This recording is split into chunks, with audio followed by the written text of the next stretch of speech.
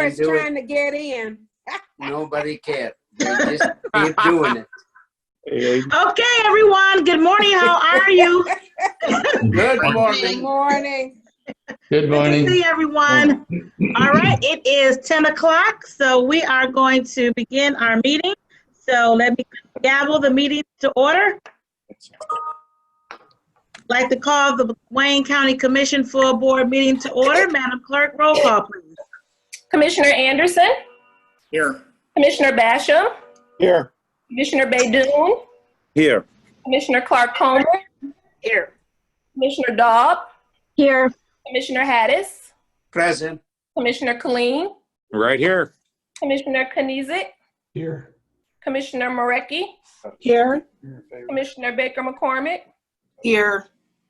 Commissioner Scott, Present. Commissioner Barga, Here. Vice Chair Pro Tem Ware, Present. Vice Chair Palomero, Vice Chair Palomero,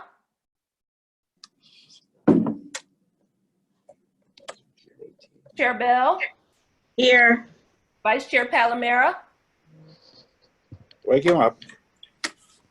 Someone could, Pamela Francesca, or someone can call Vice Chair Palomero, please. I just texted him. Okay, thank you, Commissioner Marecki. Okay, next item, please.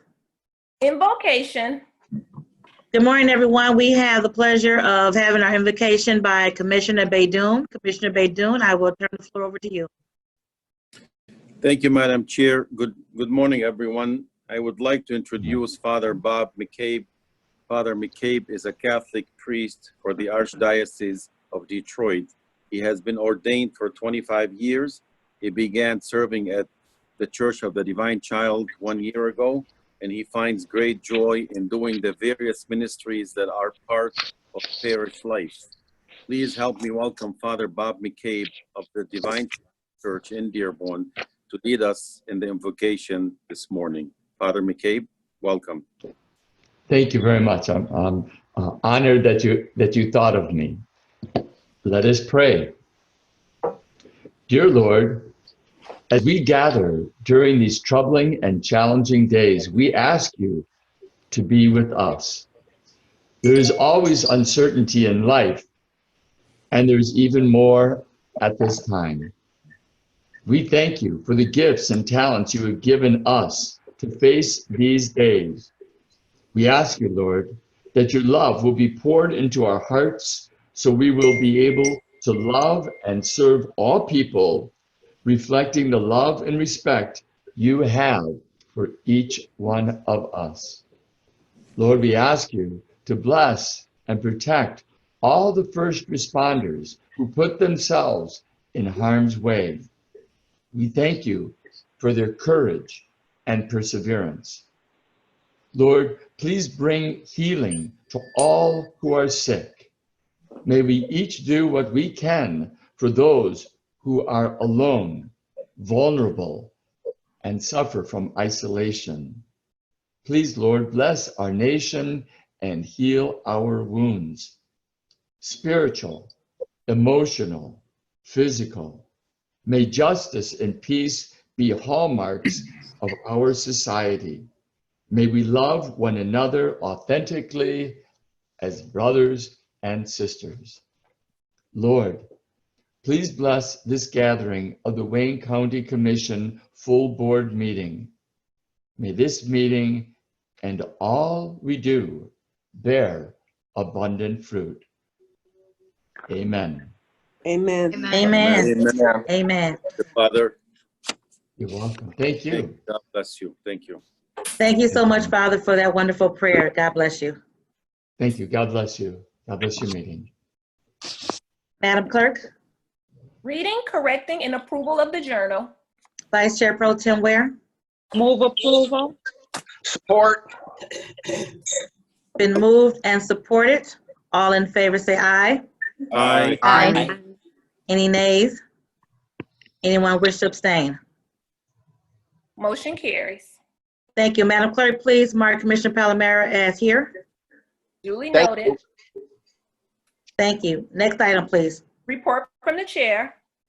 Thank you. Just want to let everyone know that the county executive will be joining us at 10:45 this morning as we receive a presentation on the current finances of the county. So just know that we'll welcome him at 10:45, and the presentation will be done by Khalil Rahal. So we're going to welcome that presentation of the finances due to the pandemic and where we stand financially. That's all that I have. Next item. Unfinished business, there is none listed.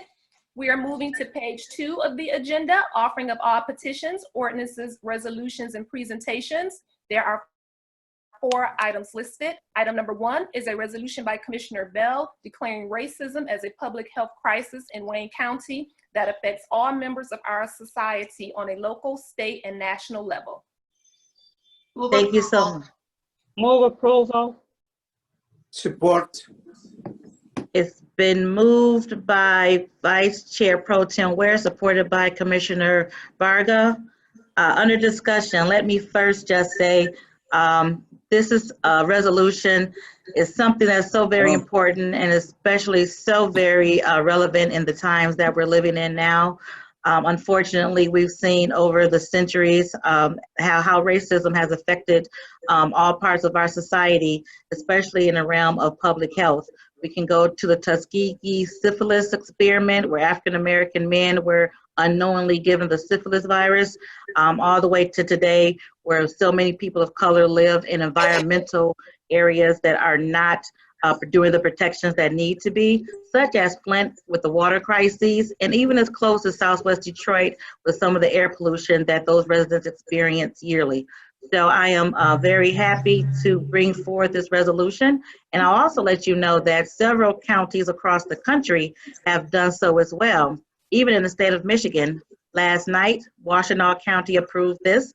Last week, Oakland County did, as well as Kalamazoo County. And one of the persons that started this ball rolling, if you will, is a commissioner from Franklin County, Ohio, one of our colleagues. And I'm so very happy to have Commissioner Kevin Boyce from Franklin County on the line with us today. Franklin County put forth this resolution about 6 to 8 weeks ago, and it has caught on like wildfire through the rest of the country. Commissioner Boyce is previously the treasurer for the state of Ohio, Columbus City Council member, and now serves on the Franklin Board of Commissioners. So I would like to ask Commissioner Boyce to give a few words on how Franklin County came to this conclusion and how it's been able to spark similar resolutions across the country. Commissioner Boyce, are you on the line? I am, and thank you so much for having me, Chairwoman Bell, into the Wayne County Board of Commissioners. I tuned in as you guys were getting organized, and so it was quite nice to see how you all are engaging, very much like we do here in Franklin County. I'm so honored to be a part of this declaration for Wayne County, and let me just say, before I share a few comments about our work, that it's just great to work with Chairwoman Bell. Since I started as a commissioner in 2016, she's been my mentor and friend, and I just love working with her. We've been in the trenches at NACO so many times on so many issues. And this kind of engagement around public policy is the kind of work that comes out of good relationships. So thank you for having me today. So in 2018, I'll be as brief as I can. In 2018, shortly after I arrived to the Board of Commissioners. Which one? 2424? Highland? Which Highland? There's 2. If everyone could please place their phones on mute. Thank you. As the first African-American commissioner in the history of Franklin County, we began to really peel back the layers and look at how Central Ohio was growing at a very fast rate, yet some areas were still being left behind. Our unemployment rate was under 4%, and we've had just a little over 1.4 million residents in Franklin County. And so that unemployment rate is pretty substantial in terms of doing well. But in certain neighborhoods, in certain parts of the county, we were in double-digit areas of percentages of poverty. And so we began to peel back the layers, and a long story short was, after a year-long worth of studying the issue, what we found at the core of nearly every issue, quality of life measure, like educational attainment, wealth distribution, access to quality and affordable health care, housing, and so forth, what we found is the underlying premise to the challenge in disparate numbers was race. And so we embarked on this issue to really peel back the layers and change that narrative for Franklin County. But I think it's best illustrated with a analogy from a professor at the University of North Carolina A&T. Her name is Dr. Mathka Jha, and she describes it through the analogy of a Monopoly game.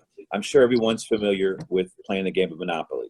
What she does, she teaches a class on racism. What she does is, as the students arrive on the first day of class, and let's say there are 30 students, she breaks them up into 3 groups of 10. The first group begins to play the game Monopoly. They pick their pieces, the dog, the hat, the thimble, and they start to play the game.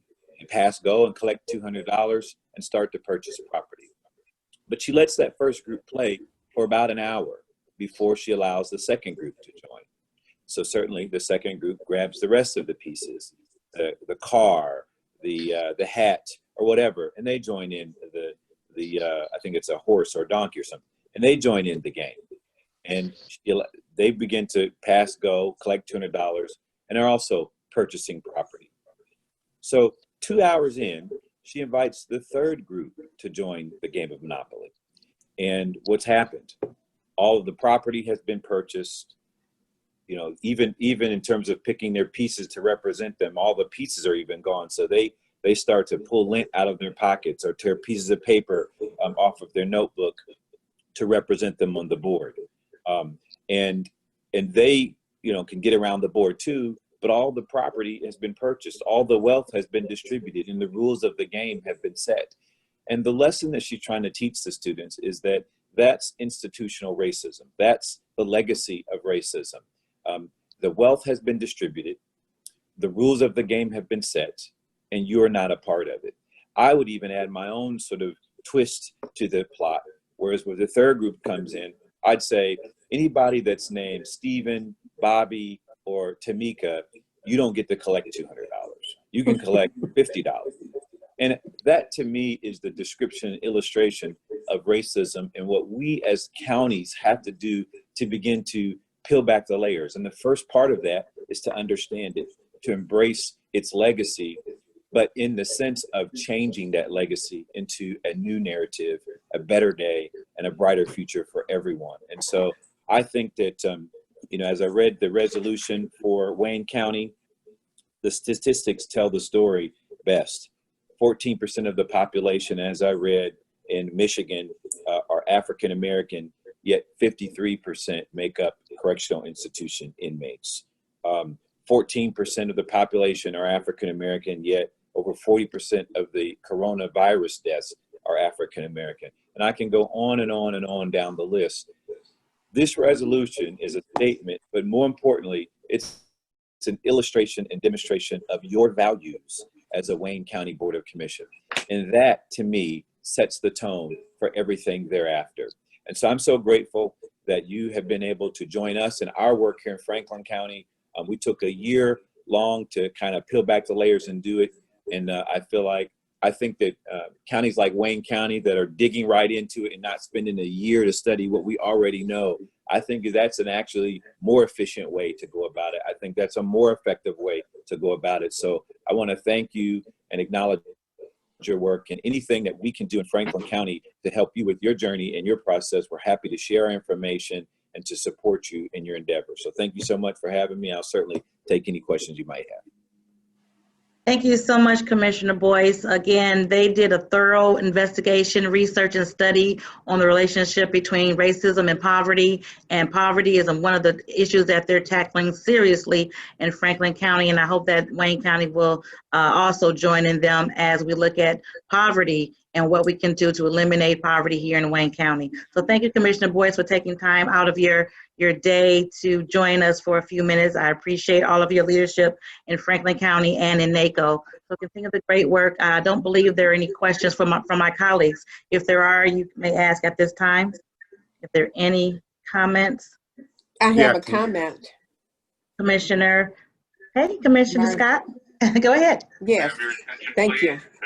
I want to thank him because when I was in the Senate, I had I made a statement in one of our meetings, as I had did for almost 8 years at that time. I noticed that insurance was not included, but insurance should be included in it because it's the zip codes that deal with that. Because my colleague in the Upper Peninsula was upset that he was paying $1,800 for 3 cars. And in Michigan, I was paying $3,300 for one. So I called it racism. And that is the only statement that I made that they would not print.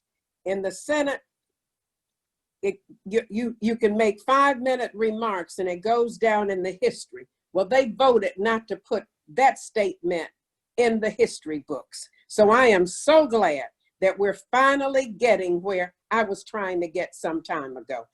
So there is a few of my colleagues who remember that. So thank you, thank you, thank you. And I want to open it for all of us because this is serious. Thank you, Madam Commissioner. Chair. Thank you. And after we do our initial vote, I will open up the board for co-sponsors. Thank you so much, Commissioner Scott, for your long work on this topic. Thank you. I have a new device, so I don't see any hands. If anyone wants to jump in for discussion at this point, you may do so. Yeah, Colleen, Madam Chair, Commissioner Killeen? I think I figured out how to raise my, anyway. Thank you for the resolution, Madam Chair, and I just want to comment here. Commissioner Boyce mentioned that a resolution like this lays the foundation for everything that comes after, and everything that comes after is what I'm interested in. I just want to mention that what has not been said here yet is the social determinants of health as we look at public health. And these are principles that both the Mental Health Authority and Authority Health have adopted. And I think we need to look between the commission and the administration to develop public health policies. The social determinants of health basically talk about all of the factors that individuals face that contribute to poor health. And those are everything from, where you live, what's available for healthcare in those communities, whether you're employed or not. There's so many factors that affect people's health every day. And if we don't look at all of those factors, we are not going to get better health out there for our citizens. So I'm just going to mention the social determinants of health here as a guiding principle, and hopefully we can, between the commission and the administration, put those principles into action in our health department. Thank you, Madam Chair. Thank you, Commissioner. Further discussion? Further discussion? Hearing none, we'll do a voice vote. All in favor, say aye. Aye. Aye. Any opposed? Anyone wish to abstain? Motion carried. Thank you. At this time, I'd like to open the board for co-sponsors. And again, we'll do it by voice. All those wishing to co-sponsor, say aye. Aye. Aye. Anyone wishing to not co-sponsor? Okay, please acknowledge all 14 commissioners are co-sponsoring the resolution. Duly noted. Okay, thank you so much, colleagues. I think this is an important step for Wayne County, and I'm so happy that so many of our colleagues across the state of Michigan have done so or are in the process of doing something similar as well. So thank you all so much. Again, thank you, Commissioner Boyce, for taking time out of your schedule to join us. I look forward to seeing you as soon as we're out of our pandemic, whenever that may be. Me too. Thanks for having me, Chair. I'll see you. So take care now. You too. Next Bye-bye. item, please.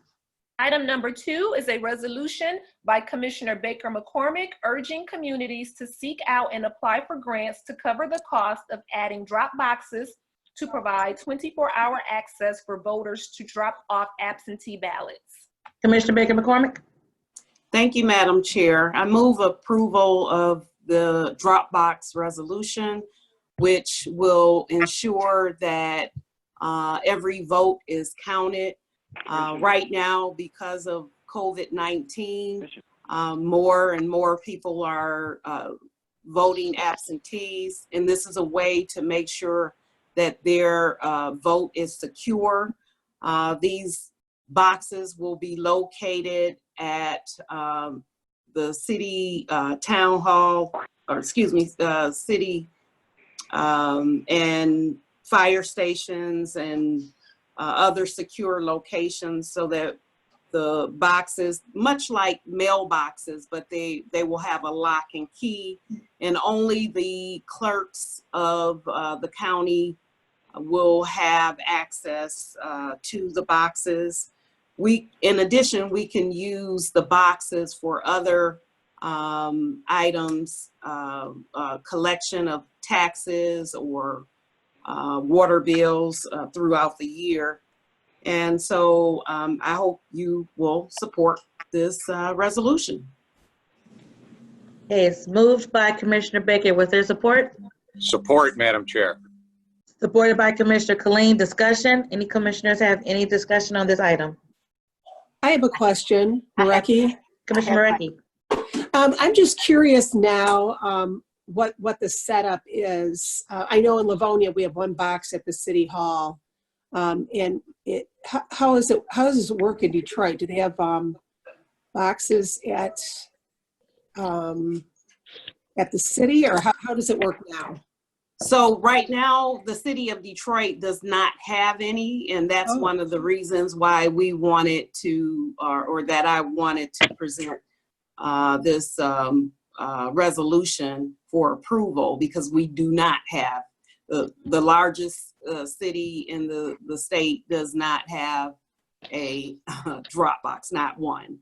Wow. So, Excuse me. yes. Excuse Yes. My hand was virtually up. So, Yes, I see Commissioner Clark Coleman. Right after Monique is done, I'm calling on you. All right. So right now, do they have to bring their ballot into the city hall or mail it in? They can mail it in, but you know, sometimes Right. with our mail, it's not processed correctly. Ballots get lost in the mail. The clerk, the city clerk right now does not have a drop box at the election commission, nor is one at the city county building. Wow, So- okay, yeah, I'm so in support of that, because that makes it much more convenient for people. Thank you.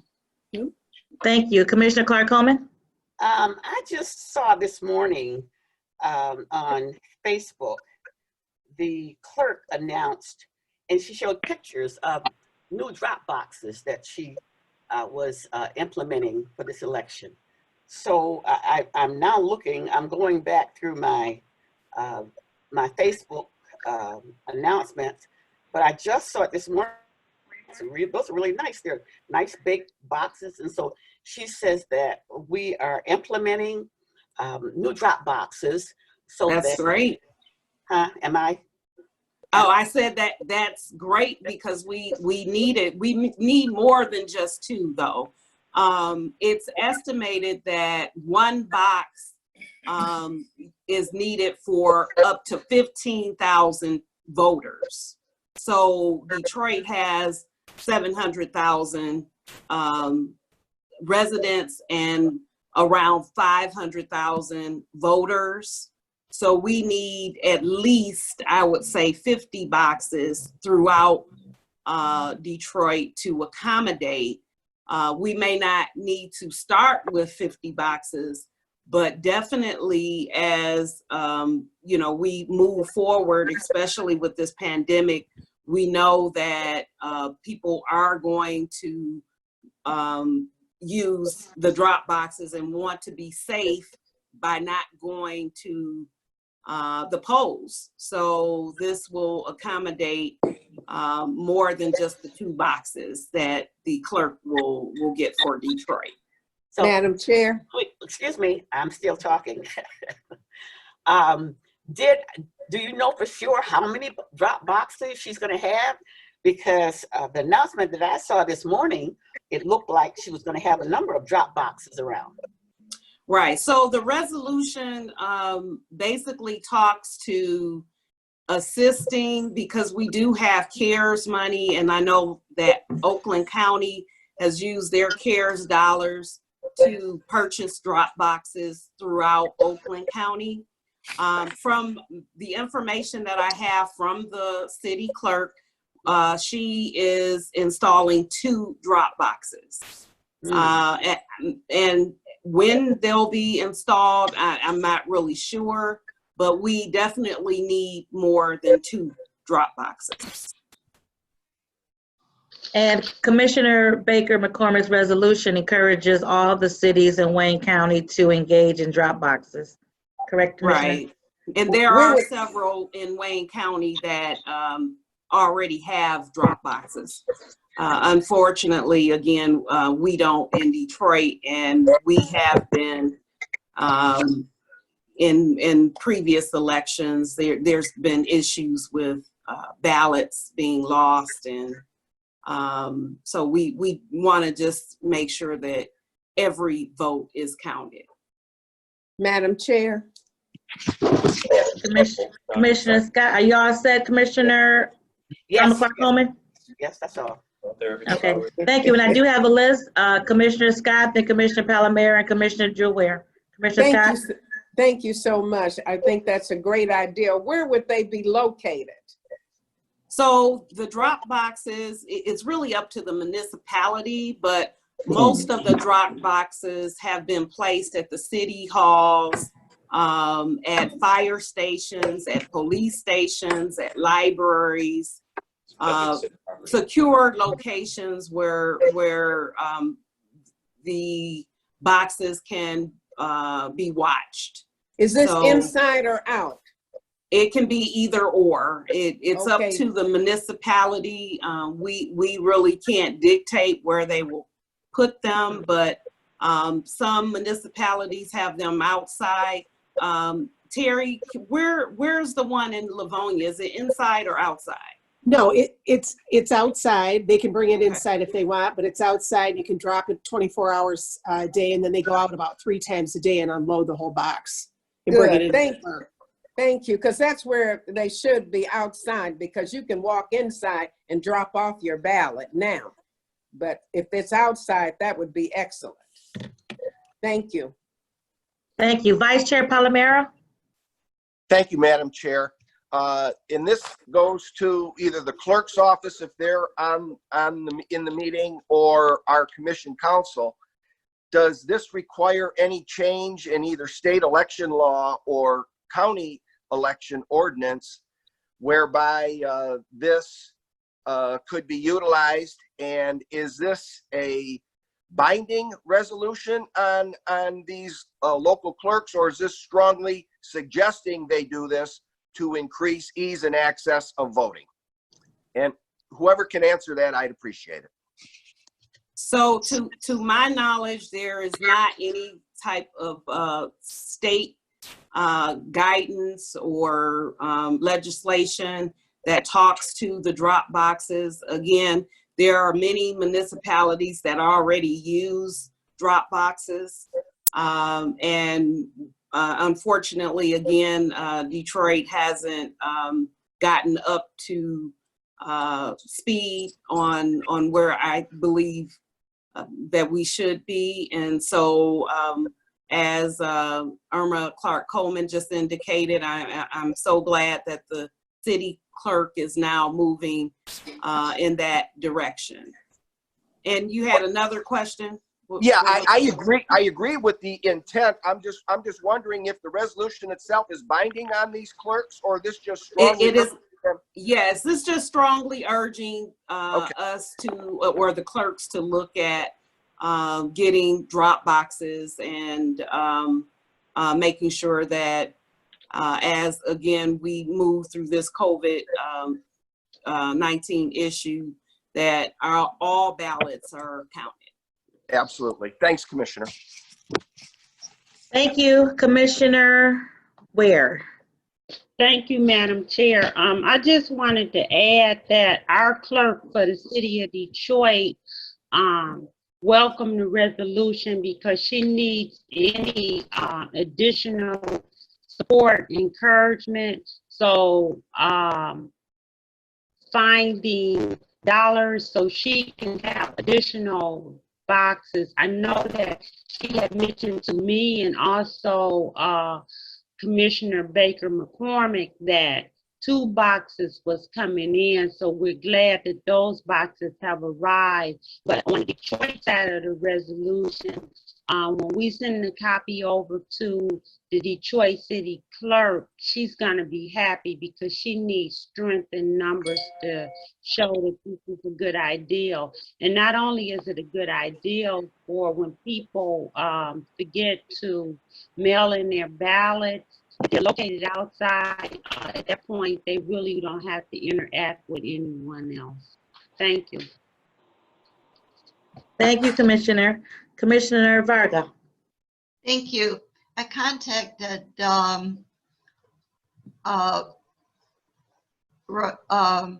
Khalil yesterday and asked if he could look into perhaps funding $100,000 for a drop box for each community who wishes to have it. And he promised me that he would look into it. And later on, he's going to be on the call if he already is not. And hopefully he'll have an answer for us. But I think it's a great idea to offer it to every clerk in the community if we can use CARE dollars to pay for this. And it's about $1,900 from what I understand for one. So it would be close to 100,000 for that many. And that would include, with the 43 communities, a few more would be allocated to, or would be able to be allocated for more in Detroit since the population is larger. So I'm hoping that that will be a positive outcome, that we would be able to use the CARES monies for these as well. So I want to commend Commissioner for bringing this forward. I think it's a great idea. Thank you. Thank you, Commissioner. Yeah, thank you, Commissioner. I'm sorry, I just wanted to say thank you to Commissioner Varga for following up on that. Thank you. Commissioner Killeen. Thank you, Madam Chair. I want to thank Commissioner Baker McCormick for moving this forward. I think raising awareness out in public on voting, and not just in these COVID times, but you know, it's going to be a difficult year for elections this year, but in all elections in this country, making it easier and for folks to cast their ballots. Our franchise, our voting franchise, is an important right that we have as citizens of this country, and the more we can do to facilitate that, the better. I think to underscore the needs this year, I was recently told that 4 years ago, there was 86,000 votes in August in the city of Detroit, 86,000 votes in that primary. I'm also told that as of a couple of days ago, the Detroit City Clerk has 83,000 applications to vote absentee. So the submission of absentee for voting absentee is way up. There's another story in the paper today about the state. And so thank you, Commissioner Baker McCormick. Let's let people know. Let's get the machinery out there that make it easier for people to vote. Thank you, Madam Chair. Thank you, Commissioner. Commissioner Basham. Thank you, Madam Clerk. Madam Clerk, Madam Chair. I agree with actually every previous speaker, except that the responsibility of running the election is on the city clerk. And so, I mean, if she wants to and has an idea that she can go after certain dollars to help her get the funding to get the drop boxes, that's a positive thing. But as Commissioner Palmera pointed out, this is not anything binding at all. We don't have the authority to tell the feds or the state or the cities what they have to do. The city clerks run the election, bottom line, and if they want to apply for grants, I'm absolutely in support of it. But I'm just wondering, for me, and I like being the devil's advocate, quite frankly, because this is a feel-good resolution. It sounds good. I, as a Democrat, want to see more people be able to vote and all those sorts of things. But at the end of the day, it doesn't really get those drop boxes that Detroit has long needed. And, you know, they have to prioritize what's important. And I absolutely think that voting is very, very, very important. But again, it all goes back to the city clerk. And so I'm going to reluctantly support this, but I don't think it does anything. Okay, thank you, Commissioner. I think the importance is that there are strength in numbers, and if city clerks need some help from another municipality, such as Wayne County, to help move their local city councils forward, that this would help, knowing that we're behind the concept of providing drop boxes to make it easier for people to vote. So I think that's the importance of it, letting all the municipalities in Wayne County know that we're fully behind this measure. Well, and I agree with you, except that, Madam Chair, we're not a municipality.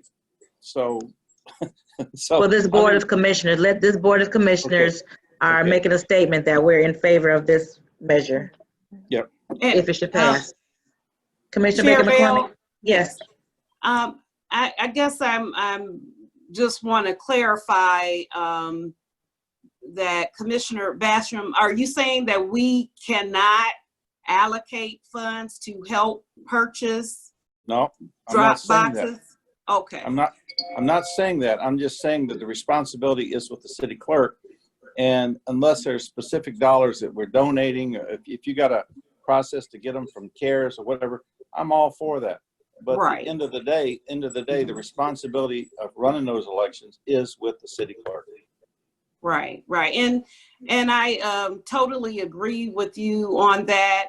What we're looking at is, again, what Commissioner Varga indicated is that she's talked to Khalil about looking at CARES dollars to be allocated to those communities and municipalities to help them with the purchase of the drop boxes. Of course, it's going to be up to that municipality and their clerk, their city clerk, whether they want to work with us on that and whether we can get the funds to help them. So we're just, and what, again, this resolution does is it's just indicates that we're here to help because there is a need for it, for the drop boxes. Commissioner Bell? Yes, Commissioner Clark-Coleman. Chair Bell, you know, I would certainly agree that there is a need because I've gone down, I don't believe in mailing my absentee ballot. I take that to the clerk's office.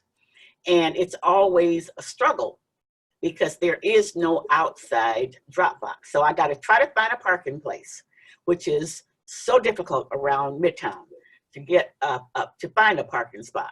And so I have to find a parking spot. Then I have to get out and run in there real quick and drop my ballot. And I've often thought that it would be nice if they had something like they have at the post office, where you could drive up to the post office and they got the little drop boxes there with the little arms that stick out, and you can just drop your mail right in there. I've often thought about that.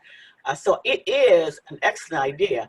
I just hope that they find a way. And I was really happy to see the announcement that the clerk made today that she didn't say how many drop boxes she had, but she did indicate that they have drop boxes, and it kind of looks like those boxes that the post office, that the ones that they have outside the post office.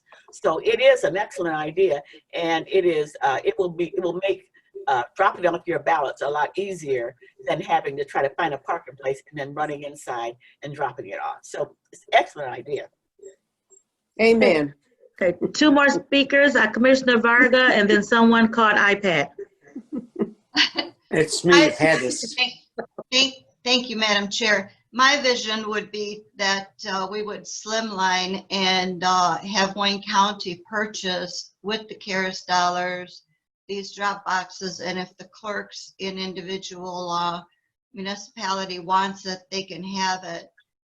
Reason being that we're only a month out from voting in August, and we don't have time for all of the clerks to be going out for grants. So this would be one place where we could actually assist municipalities with something that is so very precious, and we need to get everybody to vote the best way that they can safely. And this would be a great service to the entire county.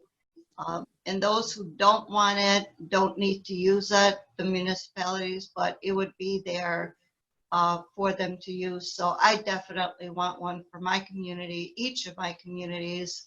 And so I'm hoping that that would be how we would proceed from here, instead of each community having to put a grant in for the CARES dollars. By the time we approve all that, election in August will be over. Thank you.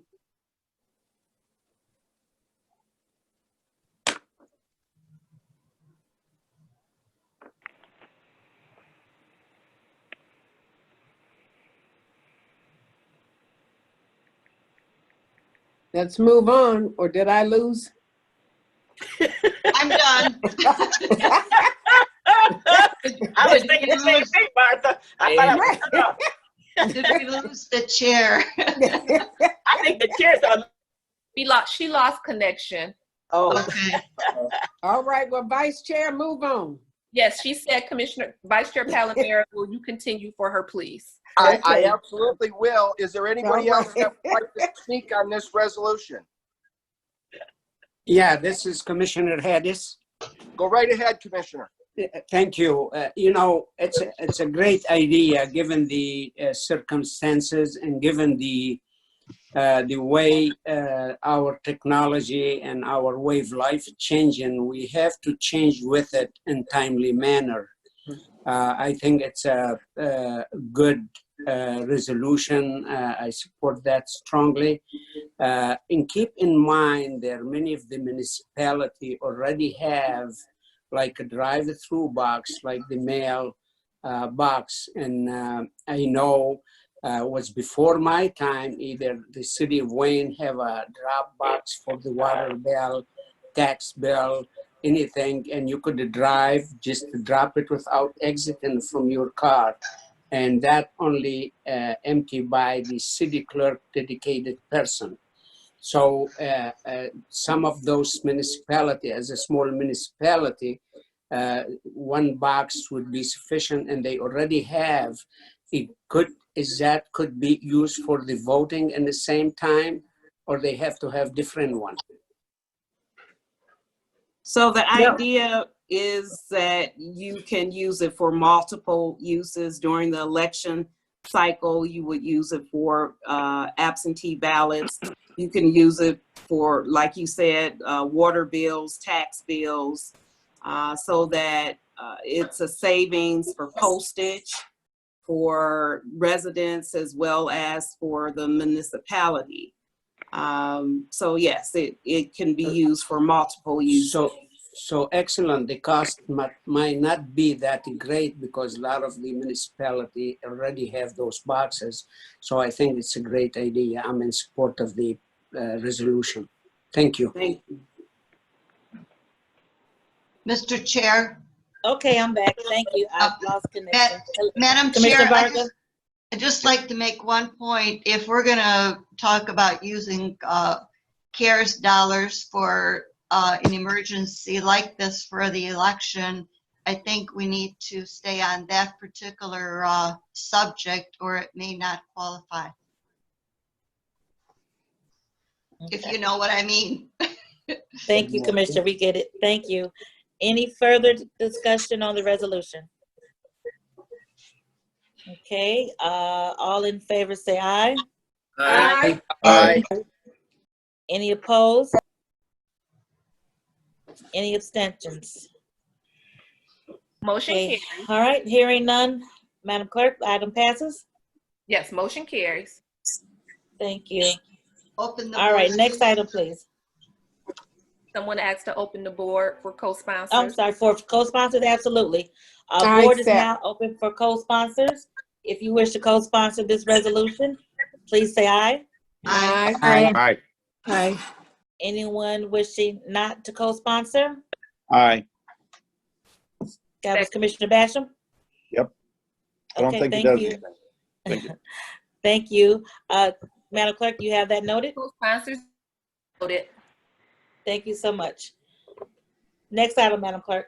Item number 3 is a resolution by Commissioner Bell calling to reform the Michigan Secretary of State's state identification application process to provide internet-based access, prompt processing, and the use of additional documentation, and urging the Michigan Legislature and the Michigan Department of Corrections to implement policies and allocate funding to provide all men and women re-entering the community from a correctional facility with a state identification card upon release. I'll support that. I'll Okay, make the motion. moved by Commissioner Scott, supported by, Varga made the motion. I'm sorry, Okay, moved then by I'll Margaret, support it. supported by Scott. Any discussion? I'll just say that, as you know, when people come out of our correctional facilities, one of the barriers to them starting their life over is identification. And this measure will make it at least more simplified process to get a state ID so that they can begin their life. I think it's an excellent idea. I would like to ask, and I'm putting him on the spot, I understand that the county executive is on the line.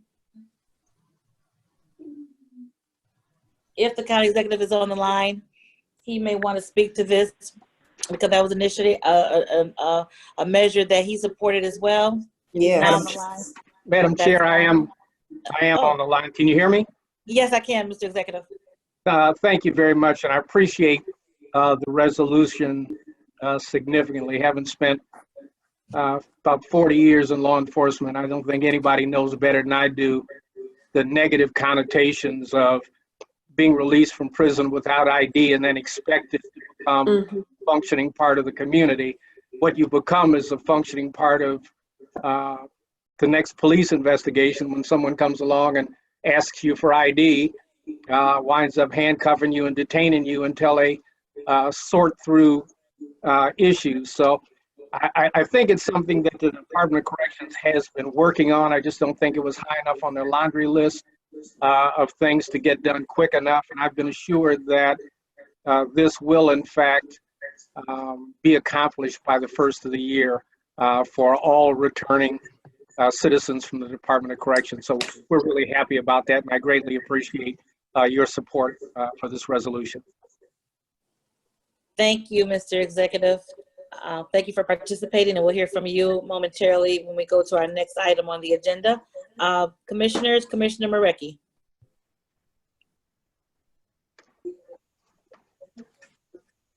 Say, I think this is a great idea, and I know the executive had written an article on this. When I was city clerk in Livonia, it was so pitiful sometimes to have someone come in and try to get their birth certificate, which you could not give them because they didn't have an ID. So it's this catch-22, and there's nothing you could do about it. So I think it's a great idea to do this. It gives somebody at least a second chance after they've served their time. Thank you, Commissioner. Commissioner Killeen? Yeah, thank you, Madam Chair. Not every state in this country restores voting rights once you have finished your debt. Michigan is one of those states, but there still is a lot of confusion out there because people hear stories from other states. So I hope we also use this as an opportunity to use our megaphone as a commission to let all residents know of Wayne County that if you have been released and paid your debt, you can vote. I think the additional step of providing the the vote as you come out is excellent. And as pointed out, that may not be happening until after both of the elections this year. That will bureaucratically take place at the state level. But I think we should be using our megaphone to make all citizens in Wayne County aware of what their voting rights are. Thank you, Madam Chair. Thank you, Commissioner. Commissioner Baker McCormick, then Commissioner Anderson. Yes, I was just going to say basically what Commissioner Killeen said is that we should also push voting for those that are re-entering. And I think that's why this resolution is such a great resolution, because it is going to provide them with the identification that is needed to vote. So thank you so much for the resolution. Thank you, Commissioner. And Commissioner Anderson. Thank you, Madam Chair. I would just, as someone that served on the Senate Appropriations Committee for Corrections, saw this as one of the major problems that for those that are re-entering society that have been incarcerated, and as many of those obstacles that we can remove to make it much more easy for the folks that have done their time. I'm 100% in favor of it.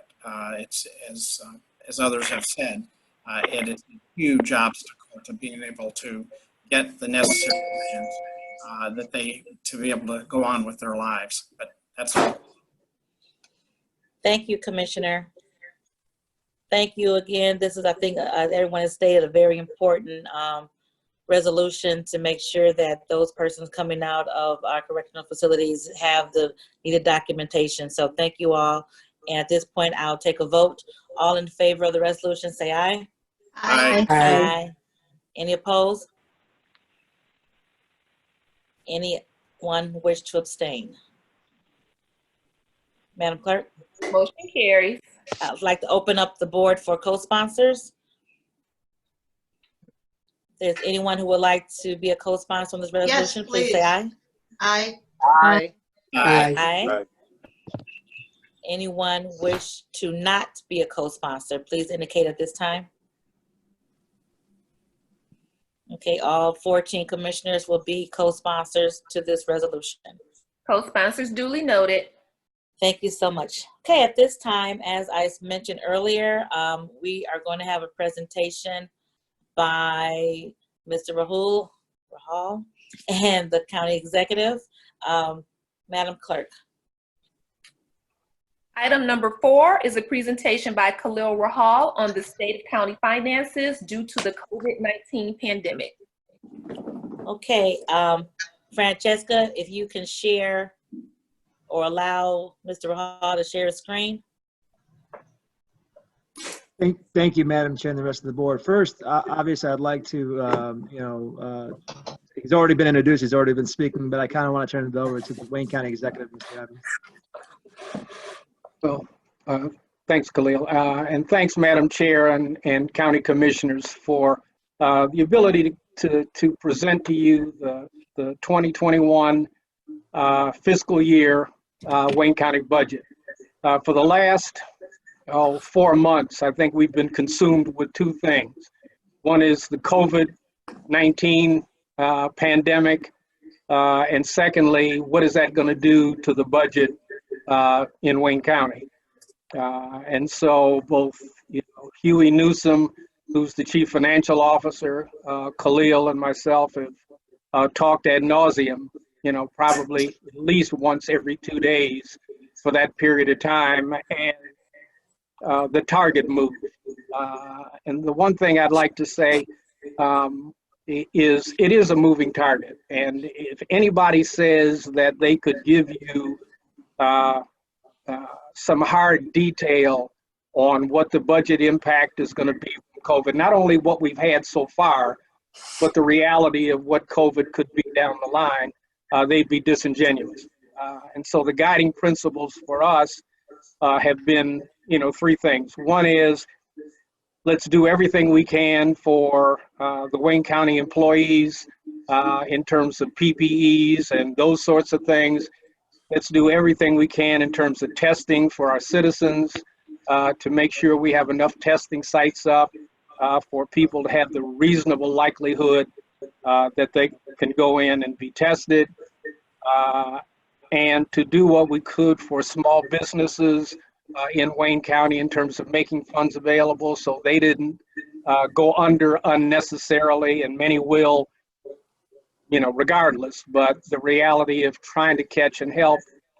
And the last thing is a series of food drives almost every week to make food available for Wayne County citizens who needed additional help and relief.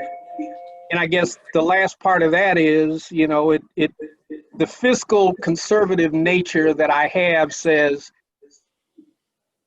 be real wary about paying people for being off work, which we had early the first 6 weeks.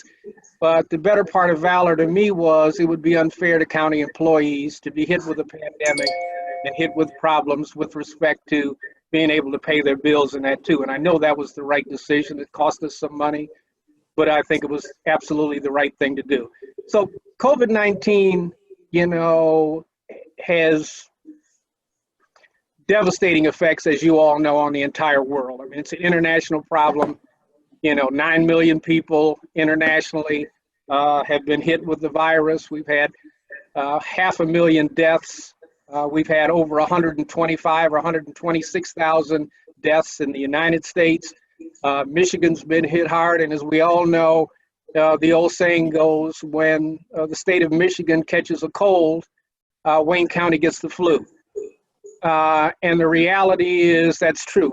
Wayne County has been 50% of the deaths in the state of Michigan. In Wayne County, excluding Detroit, we've had about 1,100 deaths. Including Detroit, you double that number.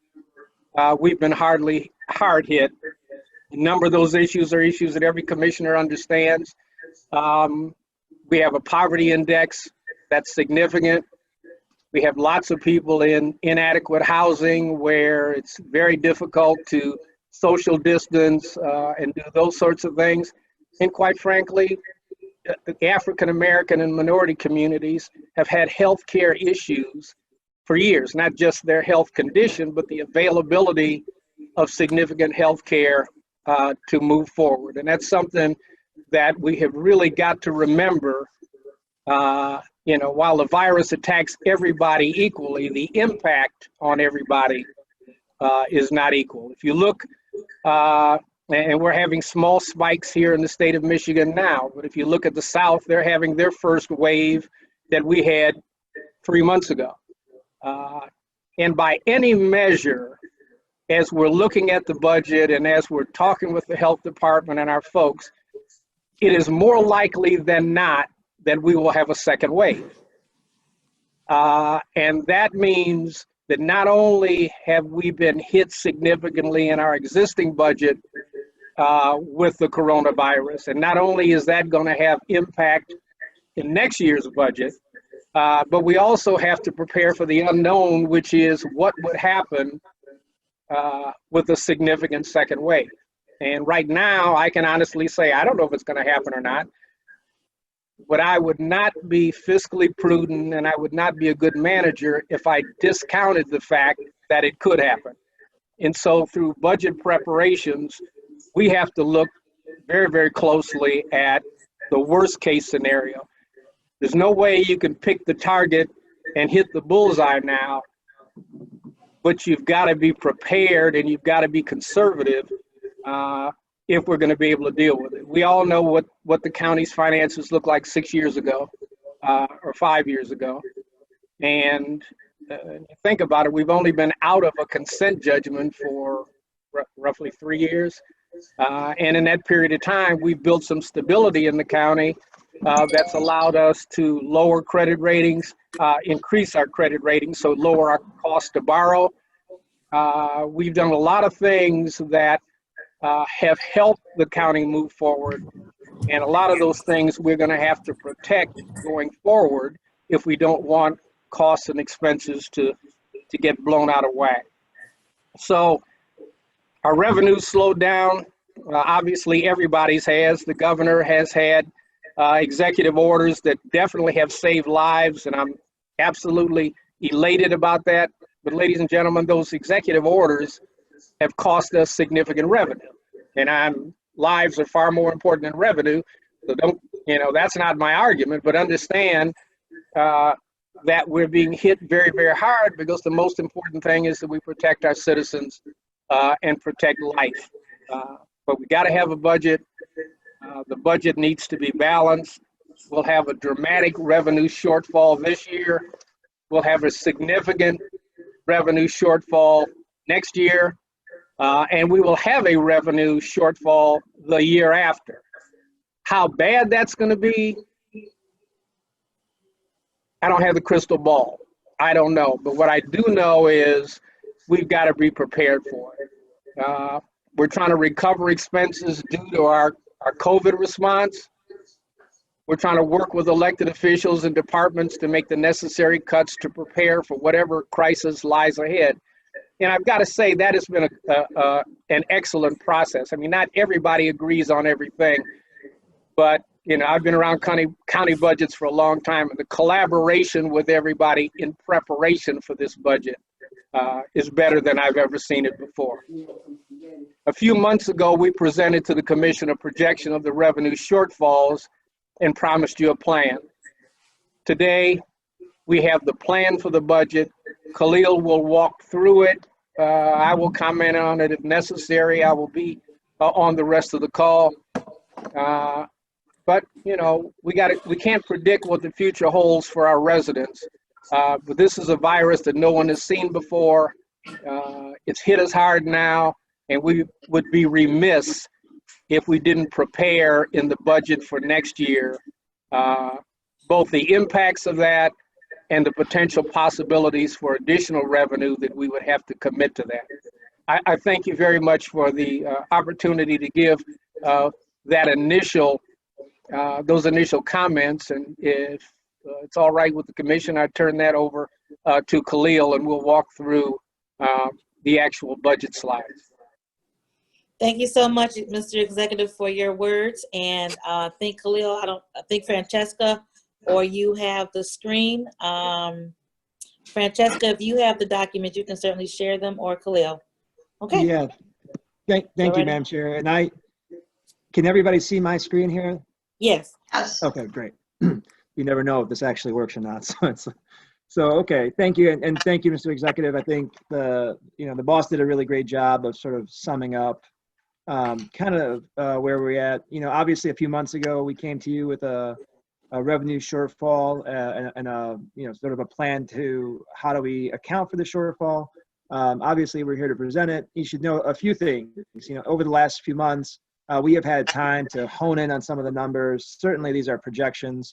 But in those few months, we have been able to bring on the Guidehouse consultants, and they have been looking at these things nationally and helping guide us a little bit.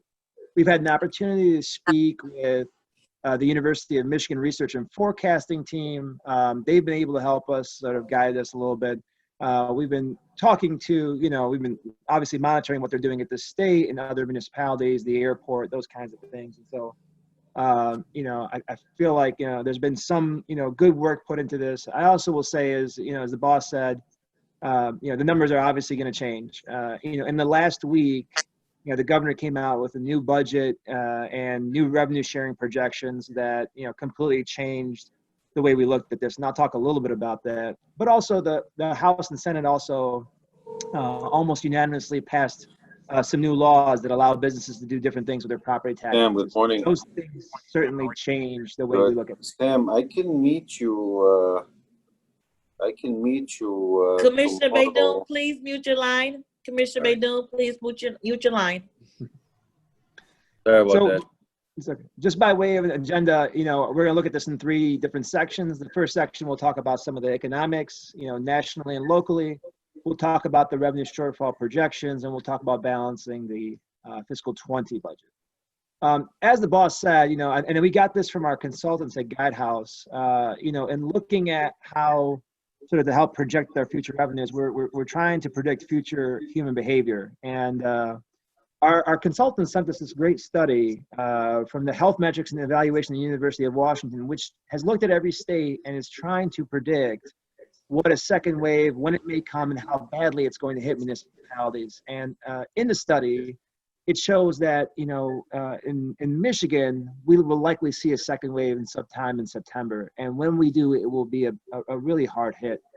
It predicts that we may even be in the top 4 states in the country in terms of COVID-19 death rates, you know, in the municipalities.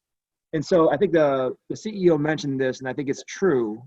You know, almost 500,000 deaths worldwide. You know, the United States leads the country in terms of how many deaths. You know, Michigan has been one of the states at the top and leading in that category. And within Michigan, you know, we have about 17.5% of the population, but you can see almost 50% of the deaths are in Wayne County.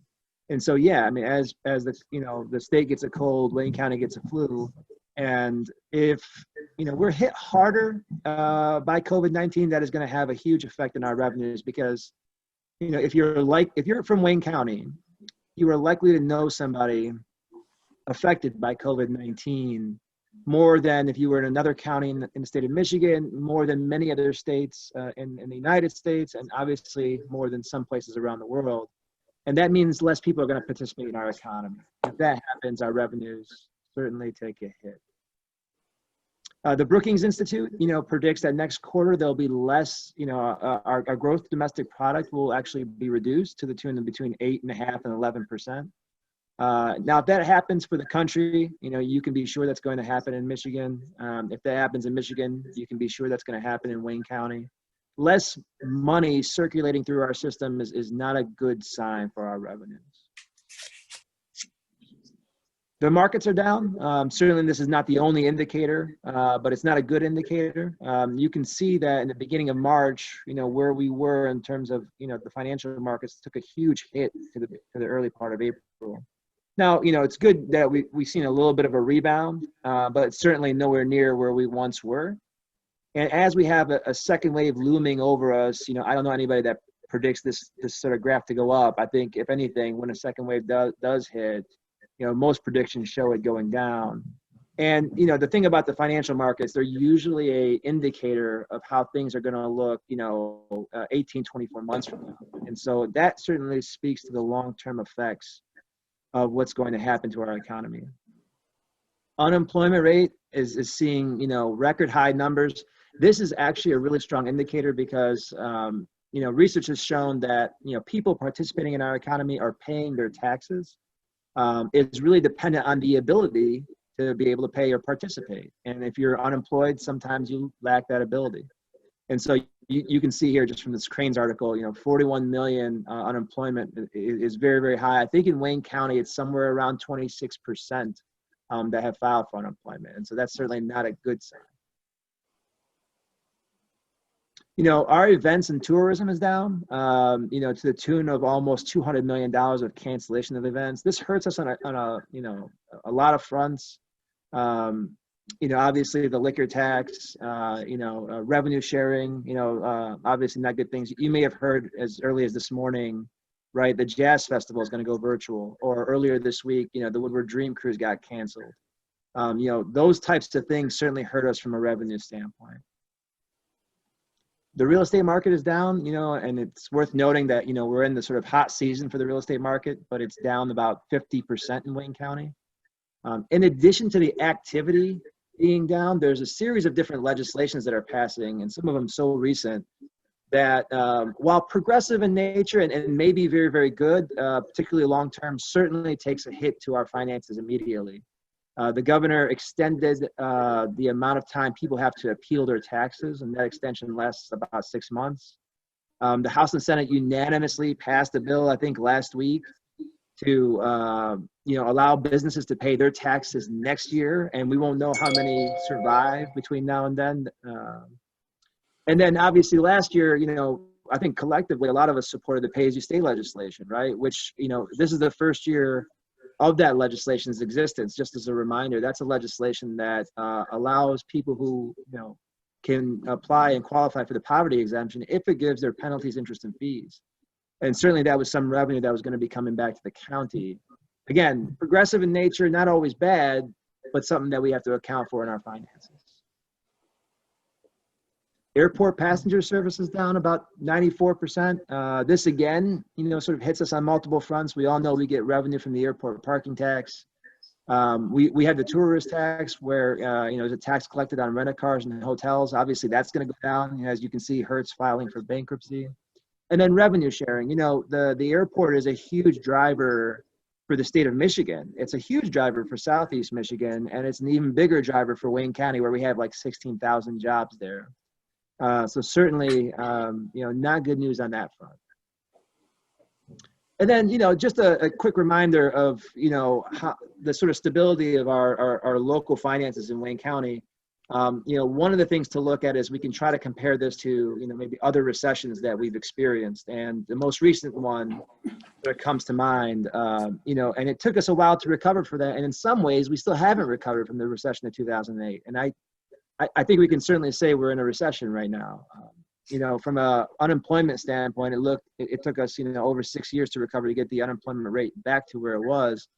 But even as that happened, you can see in this graph over here on the right side of the page, our revenues from property taxes had not yet recovered. And our peak in about 2007, compared to our peak in 2019, we were operating at about 83%.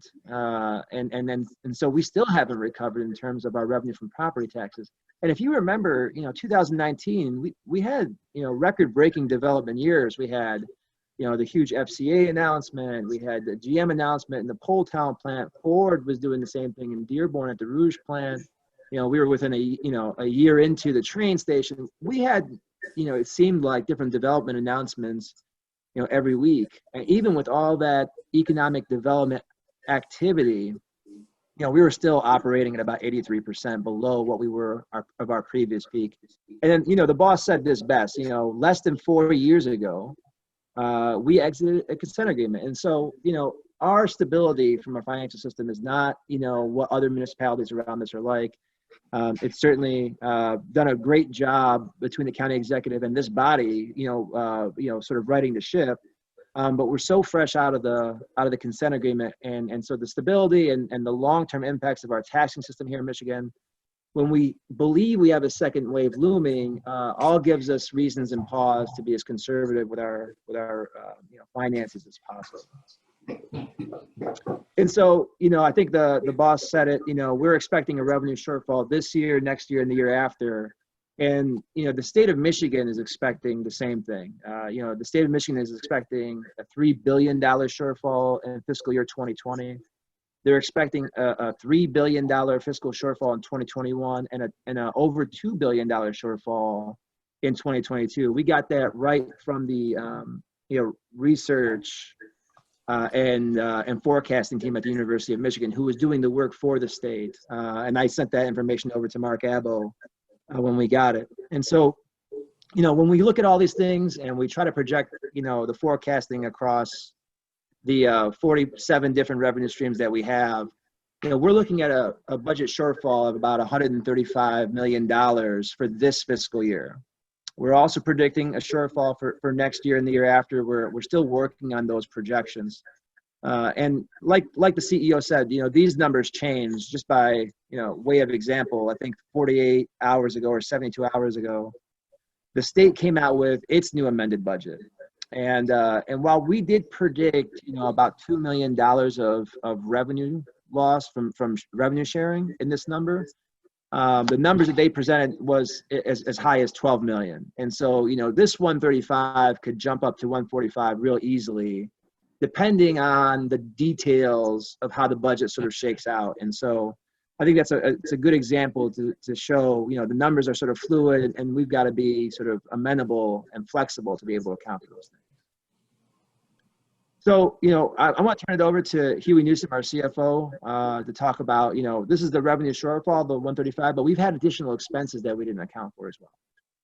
Right. Thank you, Khalil. So hopefully everybody can hear me. So Khalil did mention before the $135 million of revenue shortfall that we're projecting for the remainder of fiscal year 20. And as he did mention, you know, this number, we've worked very hard to get this nailed down. This number has changed a bit since the last time we did come in front of you all. It was 152. As Khalil mentioned, and as everybody know, things are moving pretty quickly. Just as recently as a couple of days ago, we were hearing from the state that obviously has an impact on our budgets. That's very important. Just as a reminder from last time, this is a mix of different taxes that we get: property taxes, airport tax, tourist tax, also the service charges, losses in service charges that we expect from different departments that touch the general public. There's also a mix of grant revenue losses that we're projecting across the different funds, 47 different funds. So there are a number of different things that make up this 135 million.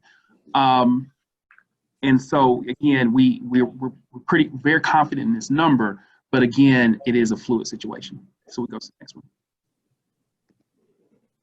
In addition to this revenue shortfall, we also have to consider the additional expenses that the county is incurring because of COVID. The $13.6 million is what we are assuming are the hard dollar costs from productivity losses associated with the furlough. County executive mentioned before, this is a public health crisis. We have to be cognizant of the need to address the public health crisis, but at the same time, there's some certain costs that are associated with that.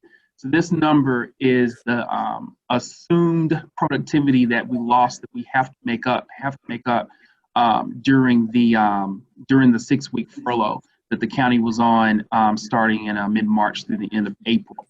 Now, this number assumes that some of that productivity can be made up through overtime or through contractor costs. And this is the number that you see, but also some of the productivity loss is not needed to be caught up. So I'll give you a couple examples. Like for instance, there was a backlog that you'd expect to see in the Register of Deeds because of the need for everybody to go home and a shelter in place, et cetera, because of the crisis. Well, that work still has to be made up. But there's some work that we lost that we don't necessarily have to make up, like preparation for state of the county. So those are examples I like to use to tell people, okay, to visualize, how are we building this 13.66 number? One thing I will say about this 13.6, this estimate did go down from when we presented it last time. Part of that is because we were very aggressive during the furlough to make sure that people were as productive as possible during that time. They could work remotely. We put in practices and increased bandwidth so that productivity could be increased for remote work. So we can go to the next slide. So the pension acceleration is really a COVID-related opportunity that we're recommending that the county take. Right now, pension assets, as you can imagine, are relatively cheap because of where the stock market is, because of where interest rates are.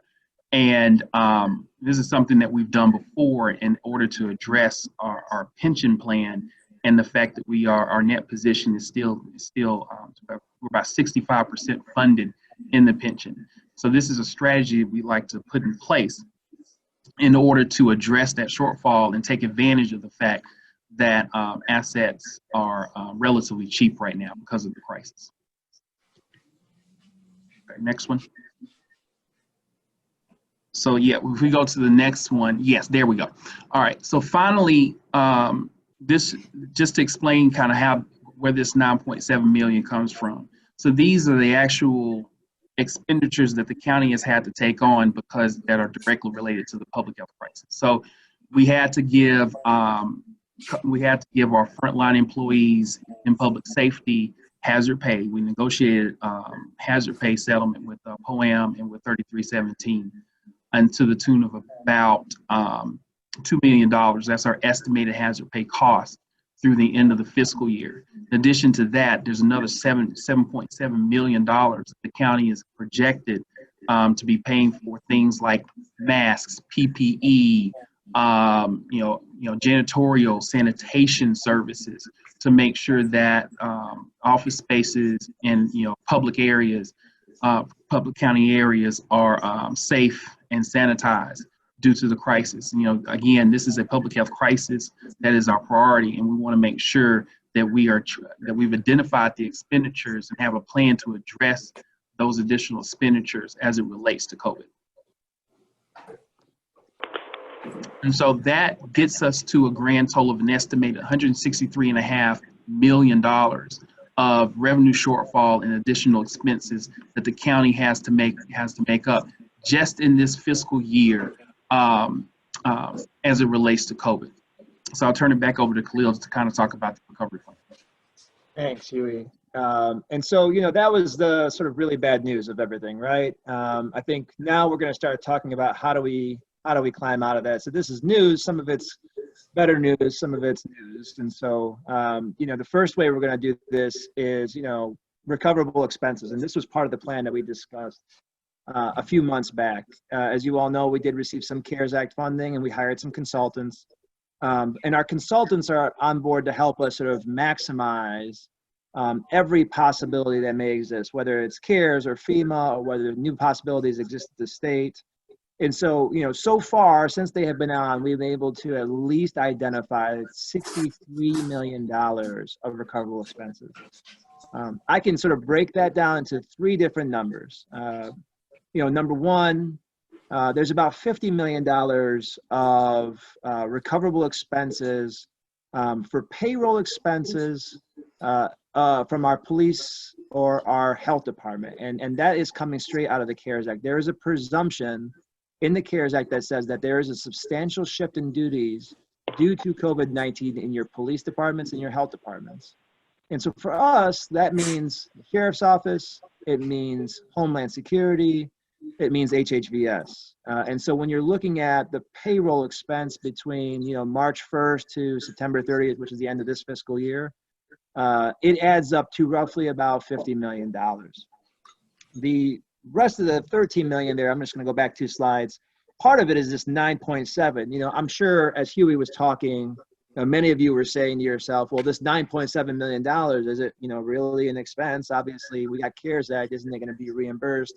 And whoever was saying that to themselves, you're absolutely right. And we're accounting for that reimbursement right here in this $63 million.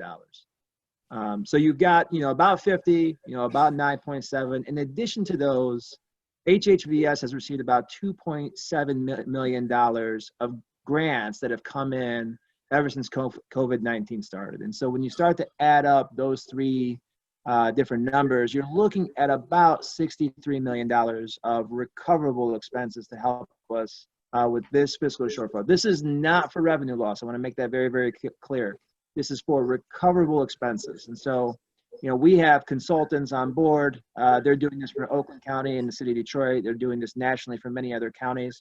And they are, you know, on a monthly basis, interviewing directors and supervisors, collecting documentation for auditing purposes in the future, and, you know, helping substantiate that substantial shift in duties. And so after going through all that, you know, this is an estimated number, but we think, you know, we think it's a good number.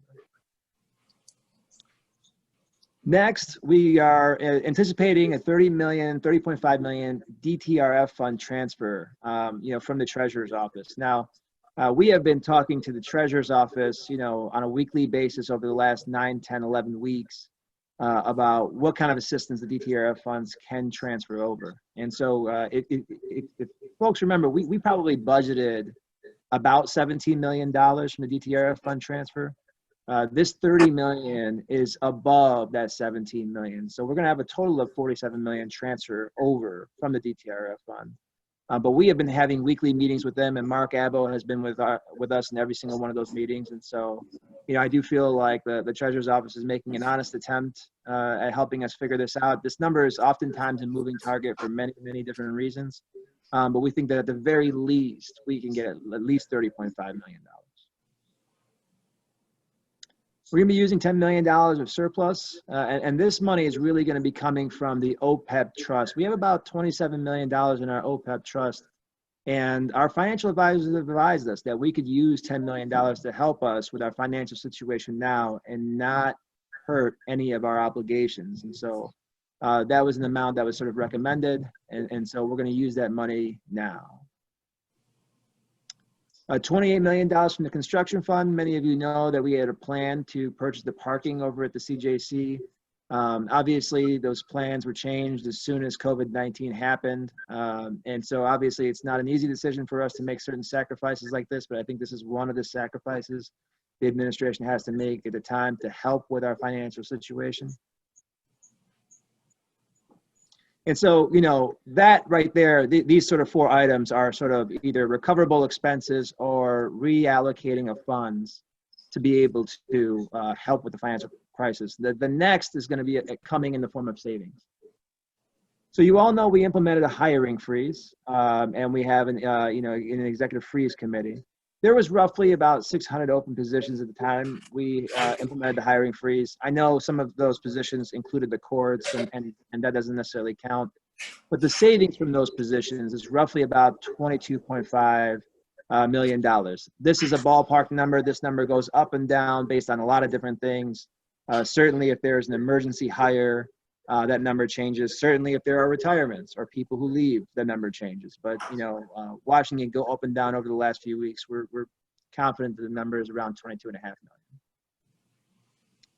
million. We implemented furloughs and layoffs. I think the commission approved about 4 different union agreements to help with this. And when you accumulated those savings for this fiscal year, you're looking at about almost $4.5 million of savings. I will say that in our furlough agreements that we have with the unions, you know, the agreements were 90 days, but it allowed to go to up to 150 at the county executive discretion.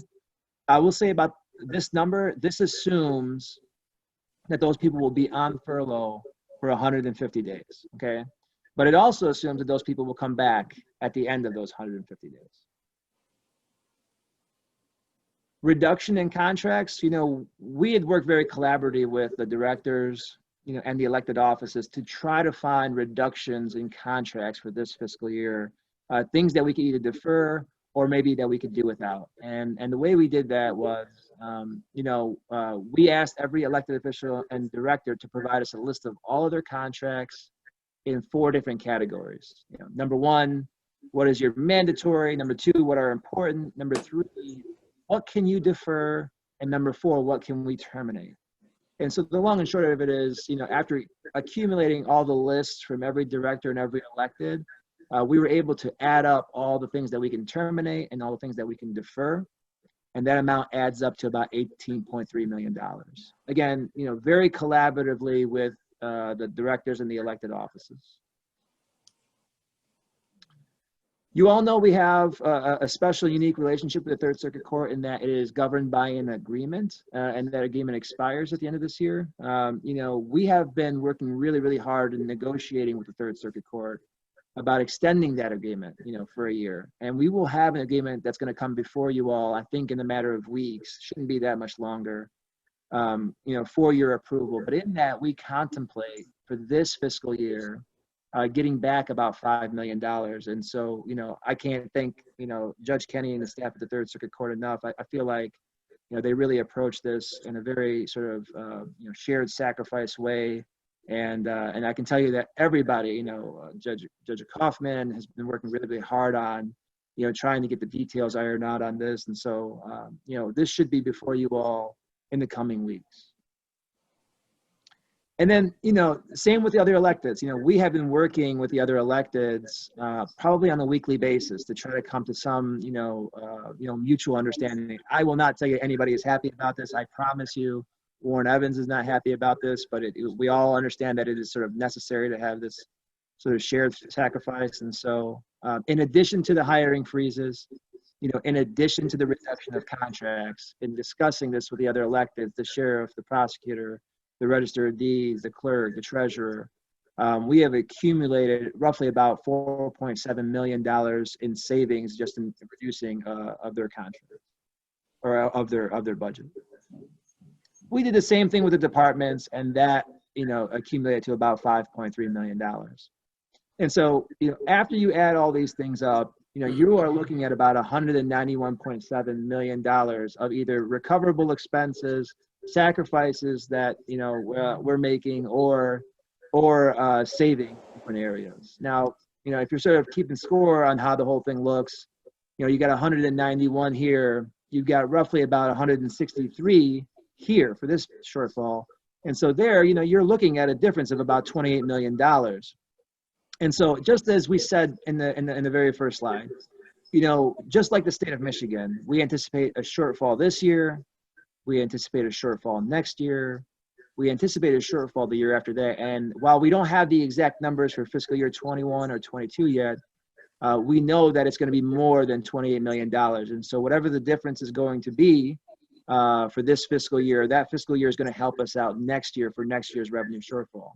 One other thing to keep in mind is, you know, next fiscal year, we will still have, you know, increased expenses that we have to account for. And after December 30th, you know, we don't have any help that we can count on right now because we will still have to sanitize the buildings. We'll still need masks and gloves and sanitation supplies. We'll, you know, I hope we won't be putting up plexiglass between now and then the whole time. I hope we'll have some of the work done, but, you know, you don't know when those expenses are going to come up. And we have to prepare, as the county executive said, for a second wave. And we don't know how deep the magnitude of that second wave will be. And so we're doing the best that we can, again, to you know, hope for the best, plan for the worst, and hopefully be fiscally responsible with the stability of our government that we have. And so with that, Madam Chair, that's the end of the presentation. I'm happy to answer any questions. Thank you. That was a lot of information. As you stated, Commissioner Varga, Mark Abel, and myself have been talking to you extensively over this. I thought it important that all the commissioners see this information.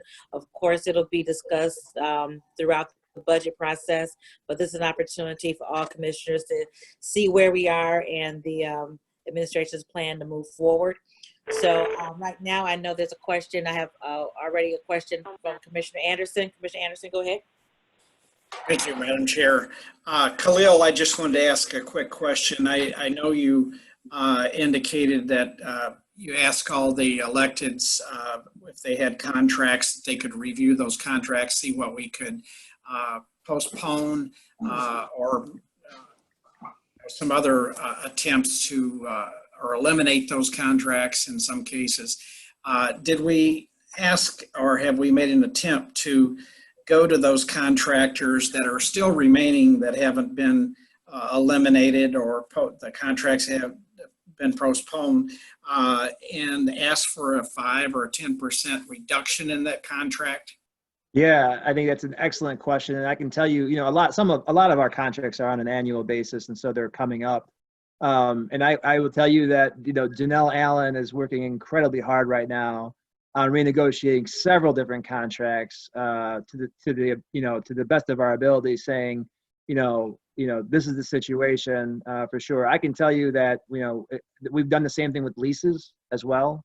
You all know that we have a lease at 400 Monroe that we have been trying to renegotiate and other leases. So yes, the answer to your question is yes, and we will hopefully have some new contracts. Can't tell you we'll be successful in all of our attempts, but one of the plans we put before you, I think 2 months ago or 3 months ago, whenever we came, was to try to renegotiate some of those contracts, and so we're steadily doing that now.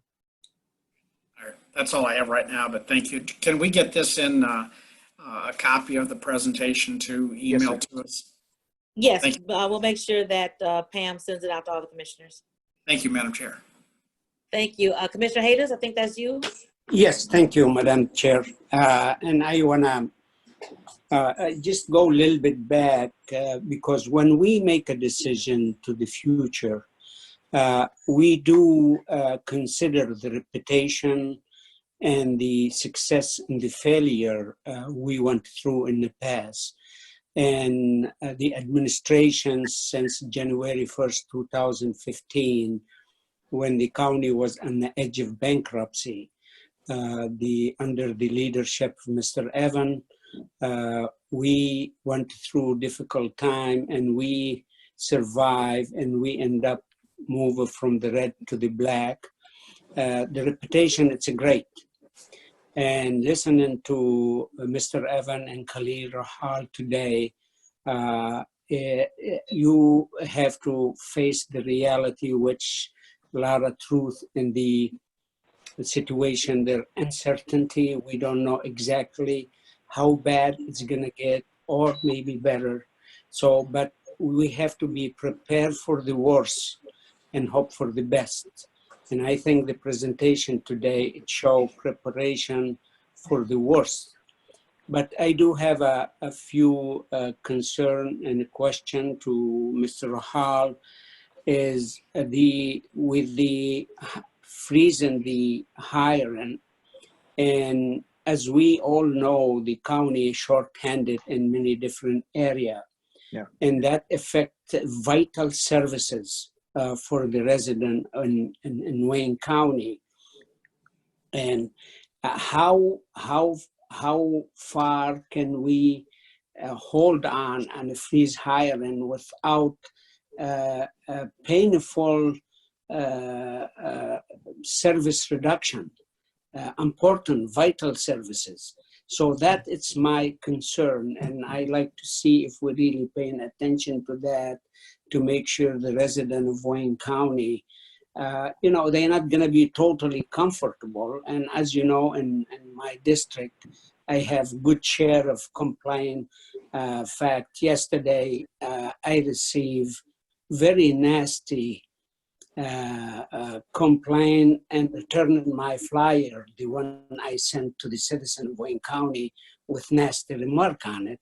And I really do believe I pay attention to the negative as much as I pay attention to the positive. I'd like you, if you could give us a little bit of idea how much this budget cut would affect the vital services. It's an excellent question, and I want you to know that we are paying incredibly close attention to it. And the chairwoman has also asked about making sure that, you know, we stand up for services because people really need them, and the county executive takes that very, very seriously. What I would tell you is, you know, in creating this budget, you know, recognizing that we have less resources, the county executive has set a standard of list of priorities. Number one, you know, we got to do whatever we can to stop COVID-19. Number two, we're going to do what we can for public safety, because oftentimes they will have to enforce rules that will help stop COVID-19. And then three, the essential services that you're kind of talking about. Now, we have on a weekly basis the meetings with the electeds and their staff, you know, and throughout this process, whenever we've had complaints, we have done our best to accommodate for them. I'll just give you a quick example. You know, through the furloughs and layoffs, I think the treasurer lost something like, I want to say like 49 people, and I could be an off, you know, a few numbers. And that was obviously a severe cut for them. Well, we had to, you know, reinstate 19 of them, even after, you know, we made our initial cuts. You know, I can tell you first and foremost, the clerk is going through a very, very difficult time right now because, you know, and it's just unfortunate, you know, she's had 40, I don't remember the exact number, but over 40 different displacements, you know, and that's a really hard hit for the clerk because, you know, she's still got to bring 40 new people in and train them up, and there's a cost to those things. We're doing the best that we can to accommodate all the concerns that sort of everybody has with a little amount of resources. And so we have a weekly call with every elected official to try to accommodate those things. I know the prosecutors had some requests. I know the sheriffs had some requests. And I know we've tried to accommodate those. I know that Janelle Allen has worked incredibly hard on a weekly basis with all the directors during our directors meeting to accommodate their requests. I think, you know, some of the things in your district that you're talking about, you know, particularly, you know, on roads and construction, those are still sort of essential services, right? And those are funded out of Act 51. And so while certain situations are absolutely different, just trust us, or, you know, I mean, we're trying to be as accommodating as we can with the resources that we have, but we take it very seriously. My last comment, Madam the Chair, is I'm very, you know, despite all the difficulty we face and everything, I'm very happy to hear you still putting the pension contribution from the county to protect the retiree is still on track. And I remember when we started in 2015, we was in the low 40. Now we're in the 65. That's my hat off to the administration. and I really want to compliment you on that. And I hope we'll continue to protect that pension fund because I know so many families depend on that. It's the lifeline for the retiree. So I want to thank you for that. Thank the CEO, and hope we'll accomplish a huge success in the end of this difficulty, same as we did since 2015. Thank you. Thank you, Commissioner. And let me just reiterate that I have been on top of the administration about making sure that vital services are preserved as much as possible, because that is what counties do. They provide services. And if we cut to the point where we can't provide those services, then, you know, we're not performing our duties. So we are looking at that very closely as we look at the budget, making sure that we are continuing with the services that we're mandated to do. I have Commissioner Baydoun and then Commissioner Dobb. Thank you. Thank you, Madam Chair. Thank you, Mr. Evans, and thank you, Khalil, for this powerful presentation. It is the reality, and from my perspective, I could see that there's probably going to be a decline in collecting property taxes this year because of the COVID-19. Khalil, we know that we're going to have a shortfall in 21 and 22. I know you probably cannot come up with figures as to how much we're going to be short, but do you expect that the situation to be worse in 21 and 22 than it is in 2020? You know, I do think it's going to be dependent on how bad of a second wave we get. And so a lot of that will be dependent on, you know, how, you know, Wayne County residents sort of react to social distancing, wearing masks, you know, so on and so forth. But I mean, if we can continue to flatten this curve, right? I'll give you a brief example. Last night, the governor came out with a new executive order that said, you know, bars can only operate if they have a patio, right? On some level, that's you know, just a small executive order. If a string of executive orders start to come down, rolling back, you know, possible ways for people to participate in our economy, again, like the county executive said, that's probably a good thing from a health perspective, but it's something that we'll have to account for in our revenues. Commissioner, another thing I think, just think about too, the reason our shortfall for this fiscal year is what it is because it's only for 6 months. We've got a full year next year, and that's certainly going to accentuate, I think, in a lot of ways that loss. Excellent point. Excellent point. Yeah, very good point. Especially also now we have a moratorium on foreclosures. So the county is not foreclosing on properties with people who are behind on taxes. And I promise you things are going to get worse because I'm in the real estate business and I'm seeing it already. People are going to be struggling to make tax payments later on this year. Okay, thank you, Commissioner. Thank you, Madam Chair. Thank Commissioner Dobb and Commissioner Anderson. Thank you, Madam Chair. So with the new state budget, is there are there any protections for counties to make up any potential Act 51 funding shortfalls?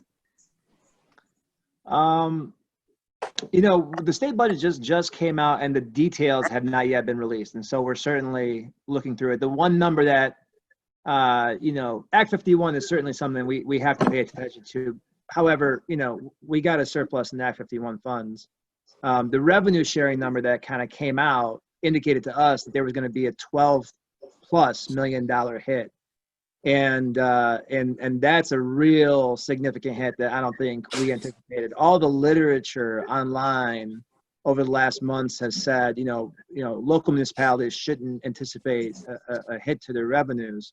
Now, obviously, if it's a $3 billion hit this fiscal year, you've got to anticipate some. I think in our modeling, you know, we initially anticipated about 2 million, and it turns out, you know, it's 12. And so, you know, how that money comes out is not yet revealed. So give us a couple of weeks to help piece out the state's budget and see what that means for Wayne County. Okay, so, I'm sorry. So you said that if, regardless of what the state budget is, there will be a $12 million hit from the Act 51 dollars because of, people not driving, over the past 4 months. Well, no, the 12 million was from state revenue sharing, right? Oh, So people- okay. Yeah. Okay. Sales tax. Okay, so is there, do you have any numbers on the shortfall from the Act 51 funding from Yes. maybe like March, April, May, and June? Yeah. If you will let me, I'll send you an email. We'll follow up on the Act 51 funding.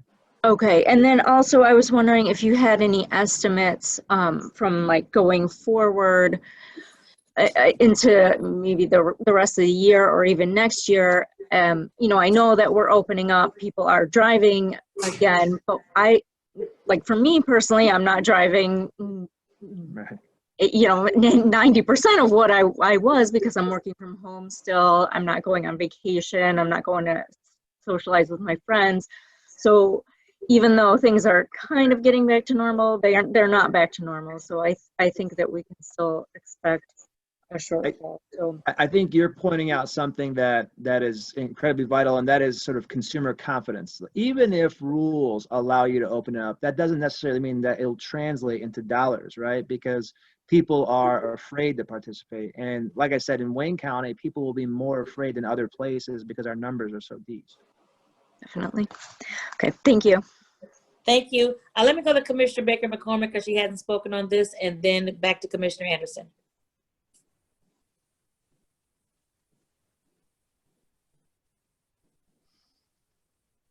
Commissioner Baker McCormick, you may be on mute. Yes, I was. Okay. Thank you, Madam Chair. I just wanted to see if we have considered in handling the shortfall, reaching out to some of our largest taxpayers and maybe getting a advanced tax loan from them, and then maybe repay it back over time. I don't know if that's something that we could consider. Yeah, I'd love to think about that a little bit. In the legislation that passed this last week out of the House and Senate, it allows for our largest taxpayers to actually defer paying their taxes all the way till next year. Even our largest taxpayers are losing money right now. I think, I bet you they had a hand in sort of, pushing that legislation through. And if they're pushing legislation through to defer their taxes to be able to pay it next year, I think it's going to be hard pressed for them to loan municipalities money. Let me just think about that for a little bit. But trust me when I tell you, we're open to any suggestion to try to help us out. We do have a lot of outstanding debt, and you all know this. We've got $200 million of old jail bonds. We have Guardian bonds. We've got Pinnacle bonds. The previous administration took out debt at really high interest rates, and so I think we'd be a little hesitant to take on more debt at a time when we know less revenue is going to come in, and a system where we know property taxes decline over time when you go through a recession. But trust me when I tell you, we're open to any suggestions anybody has.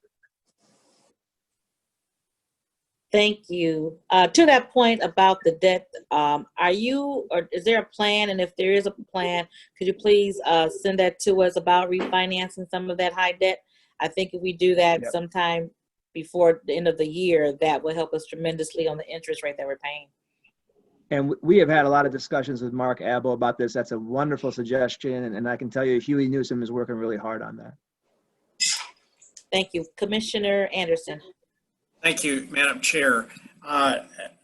Khalil, I just wanted to ask you, in the presentation, you mentioned budget surplus, $10 million from that. That's our budget stabilization fund? Or is it something different? That's from, Huey, are you on? That's from our OPEB trust. Okay, that's what I thought. Yeah. So what do we have right now in our budget stabilization fund? So roughly about 120 million.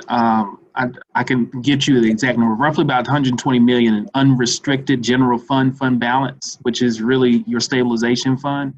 And so obviously, you know, we want, the concern is if we use that as the, you know, as a mechanism to address shortfalls, and this thing lasts 2, 3, 4, 5 years, then we can very quickly get in trouble and not have that fund. And then going back to what Khalil was just talking, and the chairwoman was just talking about a second ago, having that stabilization fund, having that money there, or having that unrestricted fund balance there, is very important to the rating agencies when we talk about refinancing our debt, right? And so there's an effort that we will present. We'll present more details to you in the coming months in terms of refinancing all those bonds. But if we start burning into that stabilization fund or that unrestricted fund balance, if you will, then that deteriorates our ability to get cheap interest rates, right? So we're very, very concerned about, you know, just using, you know, just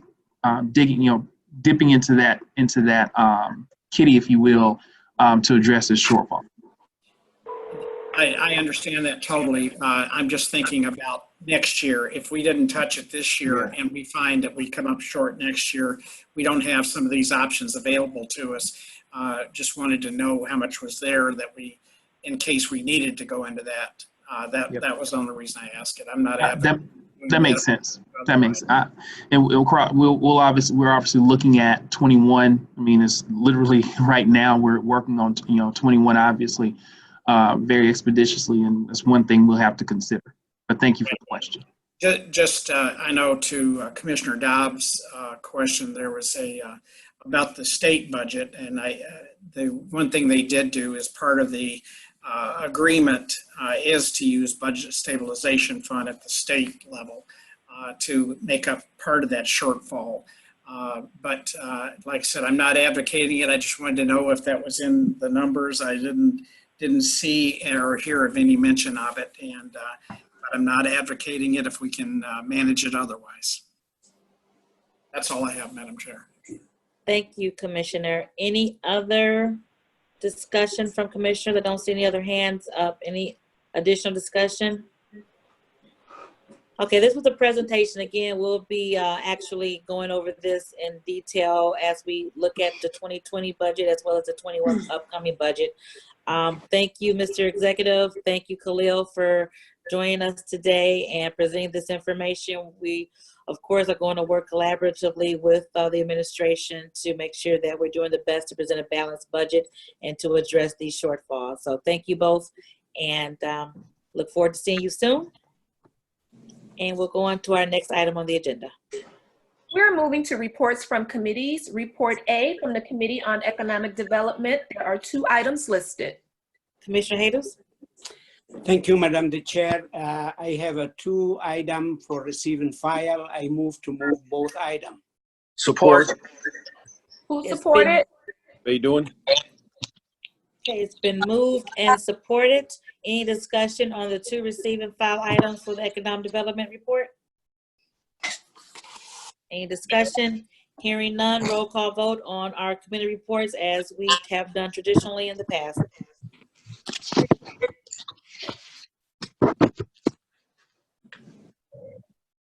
Commissioner Anderson? Yes. Basham? Yes. Commissioner Baidoon? Yes. Commissioner Clark Coleman? Commissioner Clark Coleman? Yes. Yes. Commissioner Daub? Yes. Commissioner Hattis? Yes. Commissioner Killeen? Yes. Commissioner Kniezek? Yes. Commissioner Marecki? Yes. Commissioner Baker McCormick? Yes. Commissioner Scott? Yes. Commissioner Varga? Yes. Vice Chair Pro Tem Ware? Yes. Vice Chair Palomero? Yes. Chair Bell? Yes. Motion carries. Thank you. Next item, please. We're moving to report B From the Committee on Public Services, there are 9 items listed on pages 3 through 6 of the agenda. Okay, Commissioner Marecki. Thank you, Madam Chair. I'd like to move approval for items 1 through 9. Varga, Support. That Commissioner Varga? support. Where? Commissioner Ware, thank you. Okay, Public Services Report. Any discussion, comments, questions on the items presented in the Public Services Report? Any questions on any of the items? 1, 2, 3, 4, 5. Stop right there at 5. Okay, oh, that's what, okay, go ahead. 5, 6. Any questions? 7, 8, 9. Okay, hearing none. We have a motion and a support. Roll call vote. All in favor, please vote by roll call. Commissioner Anderson, Yes. Commissioner Basham, Yes. Commissioner Baydoun, Yes. Commissioner Clark Coleman, Yes. Commissioner Daub, Yes. Commissioner Hadis, Yes. Commissioner Killeen, Yes. Commissioner Knizik, Yes. Commissioner Marecki, Yes. Commissioner Baker McCormick, Yes. Commissioner Scott, Yes. Commissioner Varga, Yes, Vice Chair Pro Tem Ware, Yes. Vice Chair Palomero, Yes. Chair Bell, Yes, motion carries. thank you so much. On to our next report. We Madam are, Chair. Commissioner Anderson, yes. Yes, on item 9, we already voted, so it's fine, but I just wanted to ask clarification on the Inkster CSO Basin. Is there anyone from the administration that can just tell us where that's at? Okay, anyone Nope. for the administration to speak quickly on item, is it item 9? Yes, item 9. Okay, item 9 on the Public Service Report. Through the chair, this is Noel Mullet, Environmental Services Division. I guess, Commissioner Anderson, what specifically about the Inkster Basin? Does that have anything to do with the, there was a line that, a manhole that dropped on Inkster Road and had to be emergency repaired recently? I'm guessing it's probably not the same. They may be tied together, but you know if it has anything to do with Inkster Road? Yeah, no, I can't speak to that specific issue. Could you or someone from the administration just get me an answer on that later offline? Okay, I'll follow up. Thank you. Andy, I hope you're on the call and I am, Madam Chair, if I can just ask real quick. So this is Inkster Road and what area, Commissioner? That was Inkster Road, and I'm trying to remember. It's the one that you and I communicated about where there was a deep hole. Yeah, okay. I can call you afterwards too. We'll talk about it. Thank you, Madam Chair. Thank you. And hi, Madam Chair. This is Beverly Watts from DPS. Commissioner Anderson, yes, I'm familiar with that particular one as well. I don't think it's related, but connected to what Noah was speaking with, but we'll get that information back to you, but I think it's separate. Okay, thank you. Thank you. Madam Clerk, next report, please. We are on report C from the Committee on Ways and Means. There are 5 items listed on pages 6 and 7 of the agenda. Thank you. Commissioner Varga? thank you, Madam Chair. I move approval of the entire committee Support report. Anderson. Okay, I think our Commissioner Anderson support. Yes. All right. Any questions on the Ways and Means report? Items 1 through 5. Any discussion, any comments, any questions on the Ways and Means report?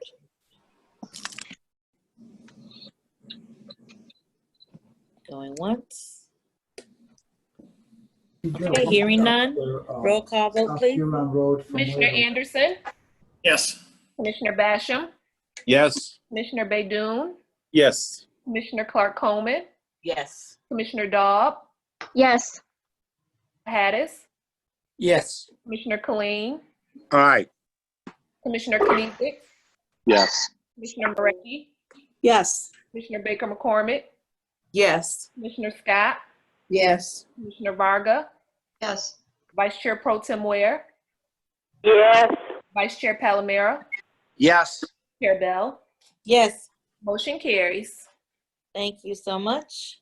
Next item, please. We are on Report D from the Committee on Health and Human Services. There are 2 items listed. Okay, Health and Human Services, Commissioner Colleen. Thank you, Madam Chair. And those 2 items are number one, $125,000 grant for COVID that we're receiving from the Michigan Department of Health and Human Services. The second item is with Oakwood for tuberculosis treatment. Oakwood has had this contract for quite some time, but between the last renewal of this and now, Beaumont now has an ownership stake in Oakwood. And so given that, that's slowed down the paperwork, which is why you see it as retroactive before you. But the committee moves both for approval. I move both for approval. Support Anderson. Okay, it's been moved and supported. Any discussion on the Health and Human Service report? Commissioner Basham. Thank you, Madam Chair. I traditionally don't like to vote for sole source or retroactive contracts, but I understand the complications of this, so I'm going to reluctantly support this. Thank you. Thank you, sir. Any other discussion or comments on the Health and Human Services report? Okay, hearing none, roll call vote. Commissioner Anderson, Yes. Commissioner Basham, Yes. Commissioner Baydoun, Yes. Commissioner Clark Coleman, Yes. Yes. Yes. Commissioner Haddis, Yes. Commissioner Colleen, Yes. Commissioner Knizik, Yes. Commissioner Morecki, Yes. Commissioner Baker McCormick, Yes. Commissioner Scott, Yes. Commissioner Varga, Yes. Vice Chair Pro Tem Ware, Yes. Vice Chair Palomero, Yes. Chair Bell. Yes. Motion carries. All right, next item, please. Next item, upcoming committee and task force meetings are listed on pages 7 and 8 of the agenda. Okay, everyone, please note the upcoming meetings. If there are any changes, please notify the clerk. Next item. Public comments. Okay, do you have any comments that have been sent to you, Madam Clerk? No comments from the public. Okay, on the line, are there any public comments from anyone on the line? I guess you can unmute the entire Zoom call right now to see if there are any public comments from anyone on the line. If there are any public comments on the line, you have 2 minutes. If there are any public comments on the line. Everyone has been taken off mute unless they're on mute themselves. Do you know where the Chromebook is? Looking, okay, again, anyone wishing to make public comments to the Wayne County Commission? It's basically a computer. And I'll also look in the chat. And I don't see any comments written to the chat either. One more time, anyone wishing to make public comments? Okay. Next item, please. We're moving to new business. There are 2 items listed. Item number 1 is requesting commission approval of a proposal to address county requested changes during construction of the Criminal Justice Center project. Okay, what we'll do is we'll have discussion on both of the items, a motion on both of the items, and then we'll vote. But before we have a motion, I'd like Mr. Heath, Corp Counsel, are you on the line to discuss item number 1? Yes, I am, Madam Chair, and James Heath, Corporation Counsel. Thank you very much for your time on this as well as your consideration. Also, like to thank. Who's sitting where? Pardon me? No, if everyone could put their phones on mute, please. Thank you. Go ahead, James. Sure. Also, like to thank Commission Counsel Felicia Johnson as well as Mark Abbo for their work on this. This is an issue that we've been speaking about for quite some time. We've had a number of discussions inside of Commissioner Anderson's special CJC committee. And in effect, what it does is allow us in a streamlined fashion to address any change orders that might come up with respect to the CJC. As you know, the developer ROC is required to pay for any cost overruns that result that do not result from changes to the design, that just changes in material costs and the like. But the county is responsible if there are items which it changes with respect to the basis of design as it exists. And so it's not uncommon in the construction process, especially with a project of this size and one that services so many different types of end users, that there may be some change orders. Our contract with ROC indicates that we have 5 days from the time of noticing or becoming aware of a change order to make a decision.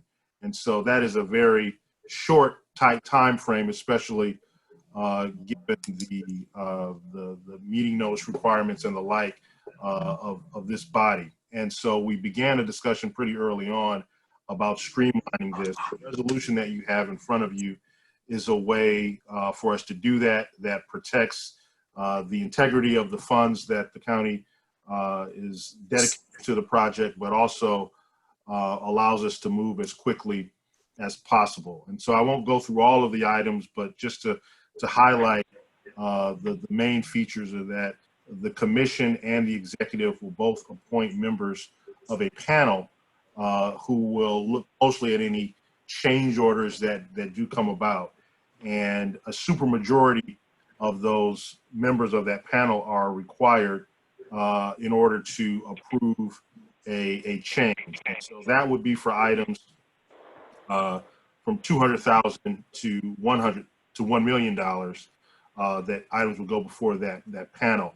For items less than $200,000 or less, the administration, the executive, will send an advance letter to the commission chairperson with a copy to the chief financial advisor, budget director, notice of a change in expenditure. And so that would be for smaller items that come up. And frankly, my sense is that most of the changes, if they do occur, will be in that first category of $200,000 or less.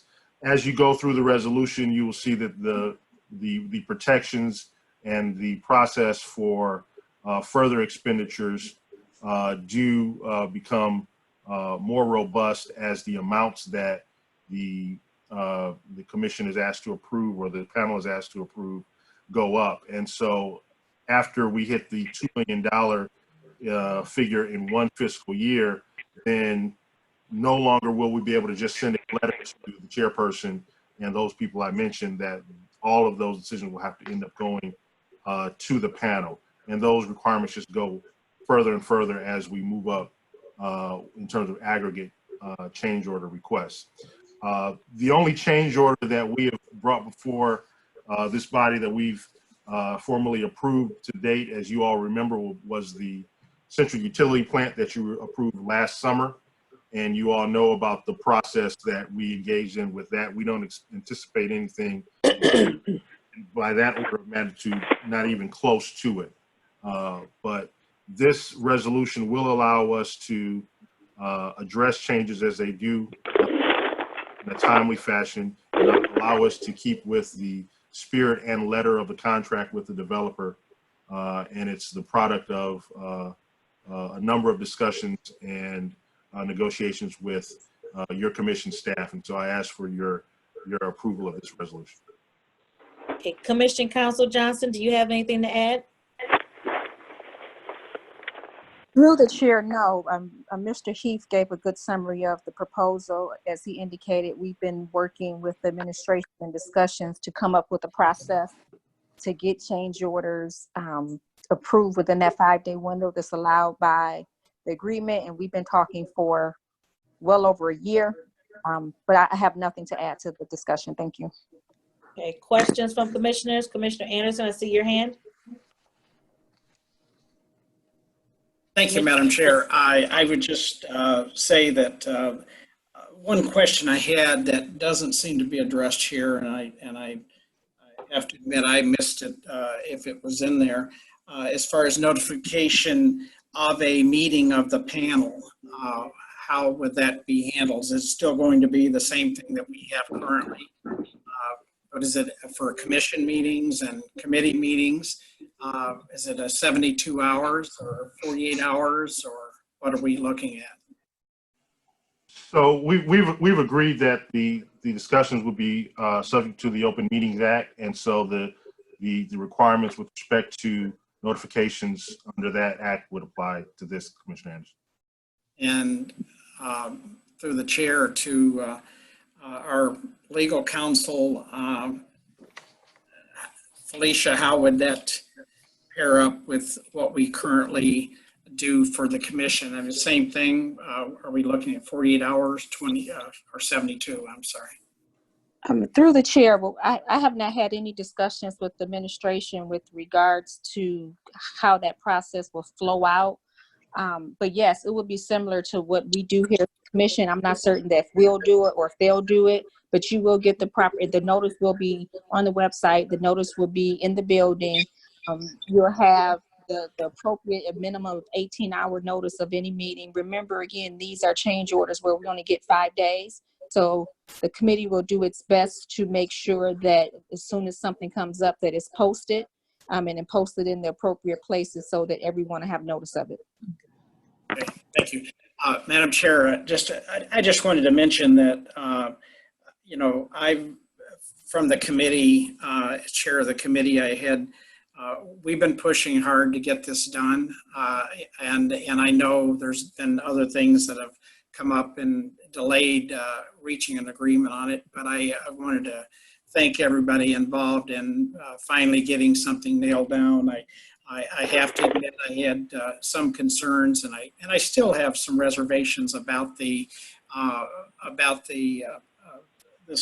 fund to being replenished, but I believe there's sufficient coverage to prevent any type of abuse of that, and I'll be supporting it.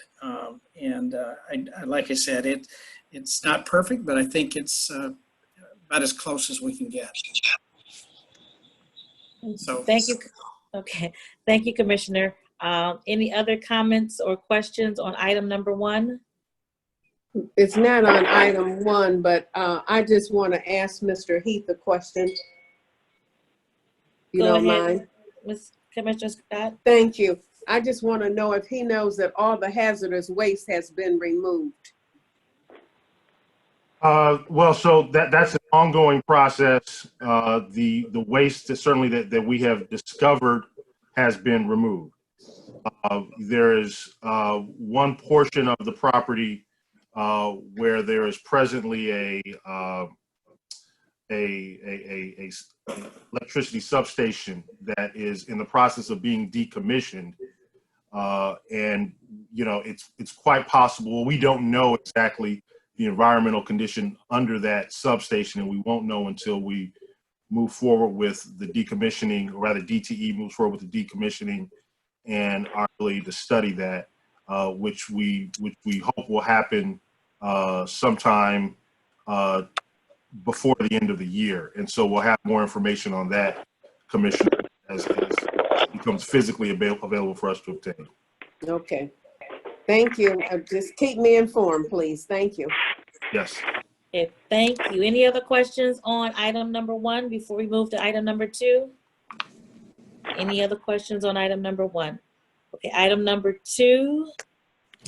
Item number 2 is requesting commission approval of a 3-year contract with a 1-year option to renew between the Charter County of Wayne and Liquid Calcium Chloride Sales in the amount of $1,261,500 to purchase liquid calcium magnesium chloride that is spread continuously or spot applied on gravel roads in various townships. Okay, discussion. I know Director Watts is on the line. I don't know if she wants to take this or someone from her Staff?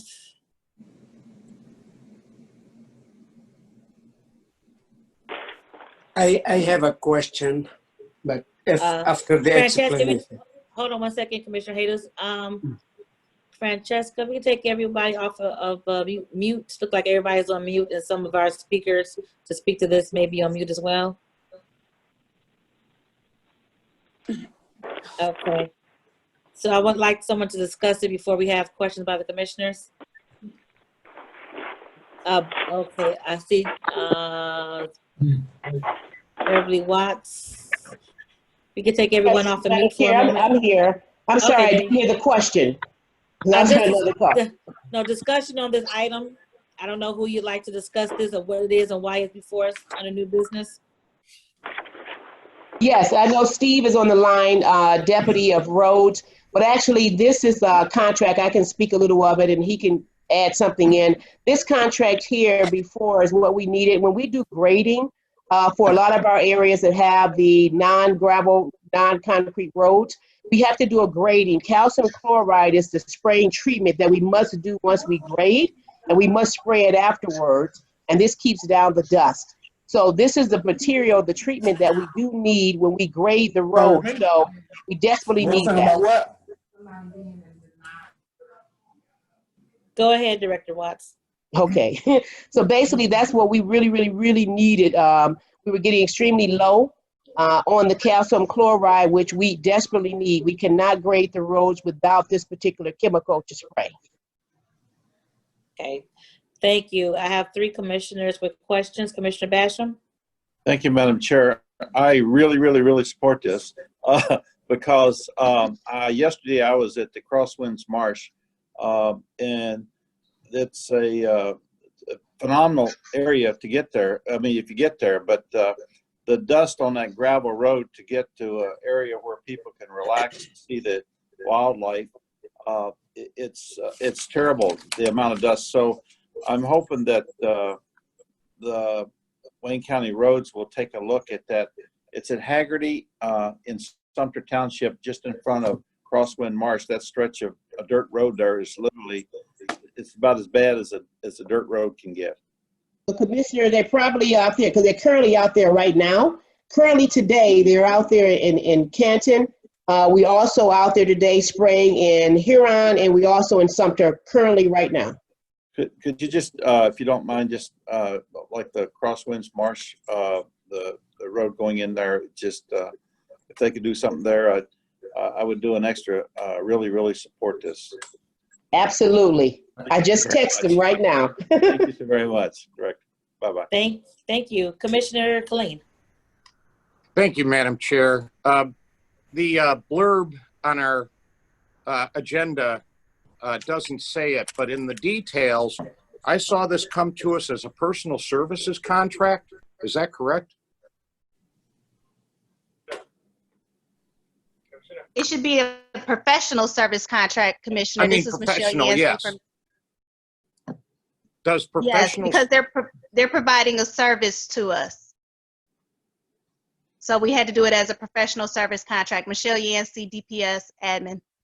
We are not purchasing a product. We're purchasing a service. It's for the product and the delivery of the service. And I believe the company is actually doing the spraying. The spraying, but Steve Shea could. Yes, good morning, Commissioner. Yes, we are purchasing the product, Commissioner, and they also provide the service as well.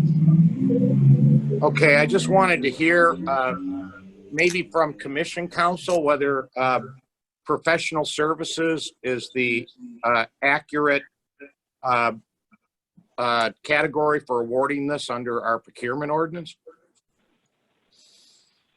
Through the chair, this is Felicia. Commissioner Killeen. So most contracts that you see that include any type of service comes under a professional services contract. So this is appropriately before you as far as the form of the agreement. Alrighty, thank you. Thank you, Madam Chair. Thank you. And just as a reminder, our commission staff is so very thorough. And if this wasn't correctly done, they wouldn't let it get this far on the agenda. Commissioner Hayes. Thank you, Madam the Chair. This question, for the product and the service, in the past, we have some problem getting the product, the material in timely manner to be ready end of May to start in June to eliminate the complaint from the public. Is this contract going to address the time of delivery and services with that company to not wait till end of June or July? Well, I can answer that a little bit, Commissioner. I do understand your question. And however, we are on it now, and we will make every effort to make sure that this gets handled in the 3-cycle application, starting at May through September, and we'll see to it that we stay within that guideline. Thank you. Commissioner Baker McCormick? Thank you, Madam Chair. This is a question more about the roads and the grass being cut. We were supposed to receive a schedule of the road repairs. Did we not get that? I don't recall getting that schedule. Madam Chair, Andrew Kandrivas. Yeah, to the Commissioner's point, I issued that before today's full board. We got it all finalized. There are 4 schedules included in the email you should have in your inbox from this morning regarding all those schedules of mowing, schedules of road paving projects, bridge projects, and heavy maintenance projects. Great, thank you. And I do have it. It came through at 9:29. Great, Yes. great. Thank you so much. Thank you. Any additional questions on item number 2? Any additional questions on item number 2? I'll entertain a motion for item number 1 and 2. So moved. Support. Okay, moved by Commissioner Hayden, supported by Commissioner Scott to approve items 1 and 2. Roll call vote, please. Commissioner Anderson, Yes. Commissioner Basham, Yes. Commissioner Baydoun, Yes. Commissioner Clark Coleman, Yes. Commissioner Daub, Yes. Commissioner Hattis, Yes. Commissioner Killeen, Aye. Commissioner Knizik, Yes. Commissioner Marecki, Yes. Commissioner Baker McCormick, Yes. Commissioner Scott, Yes. Commissioner Varga, Yes. Vice Chair Pro Tem Ware,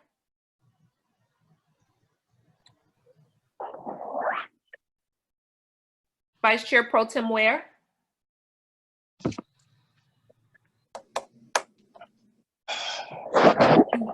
Vice Chair Palamera, Yes.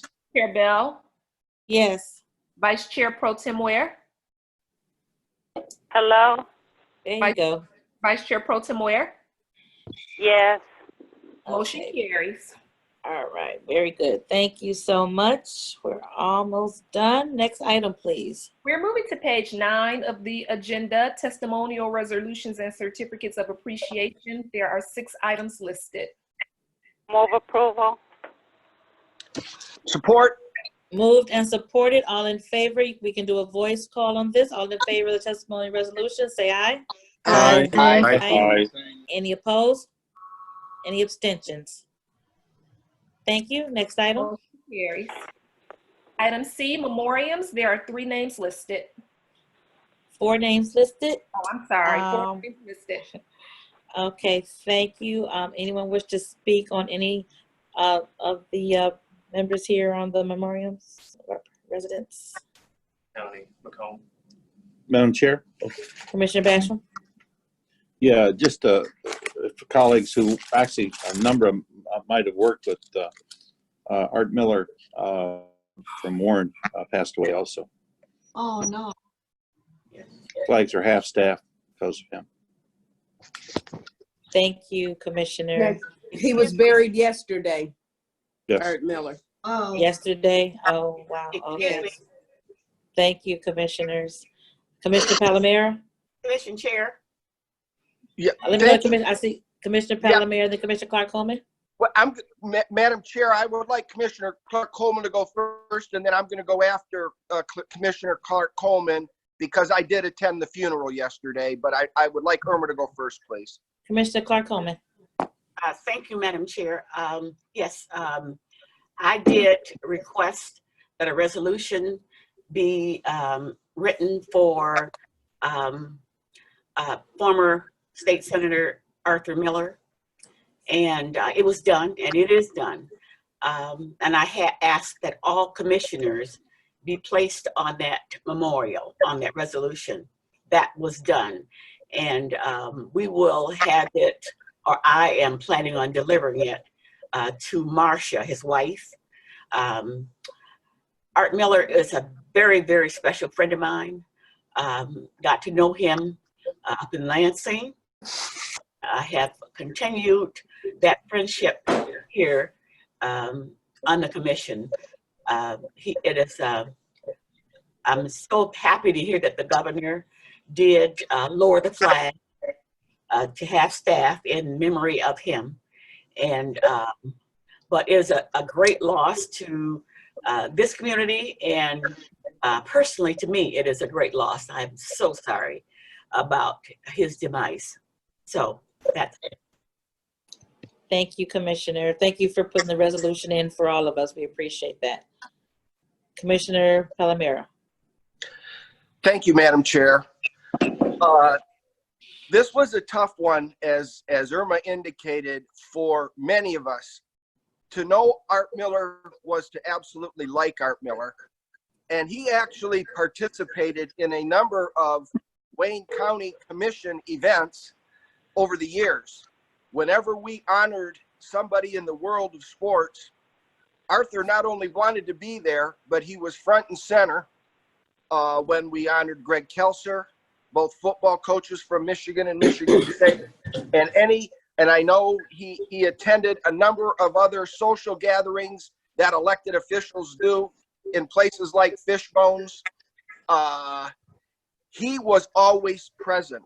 For him to get this diagnosis of lung cancer about 7 or 8 months ago, and then to pass last week, not from COVID, has been devastating to his family.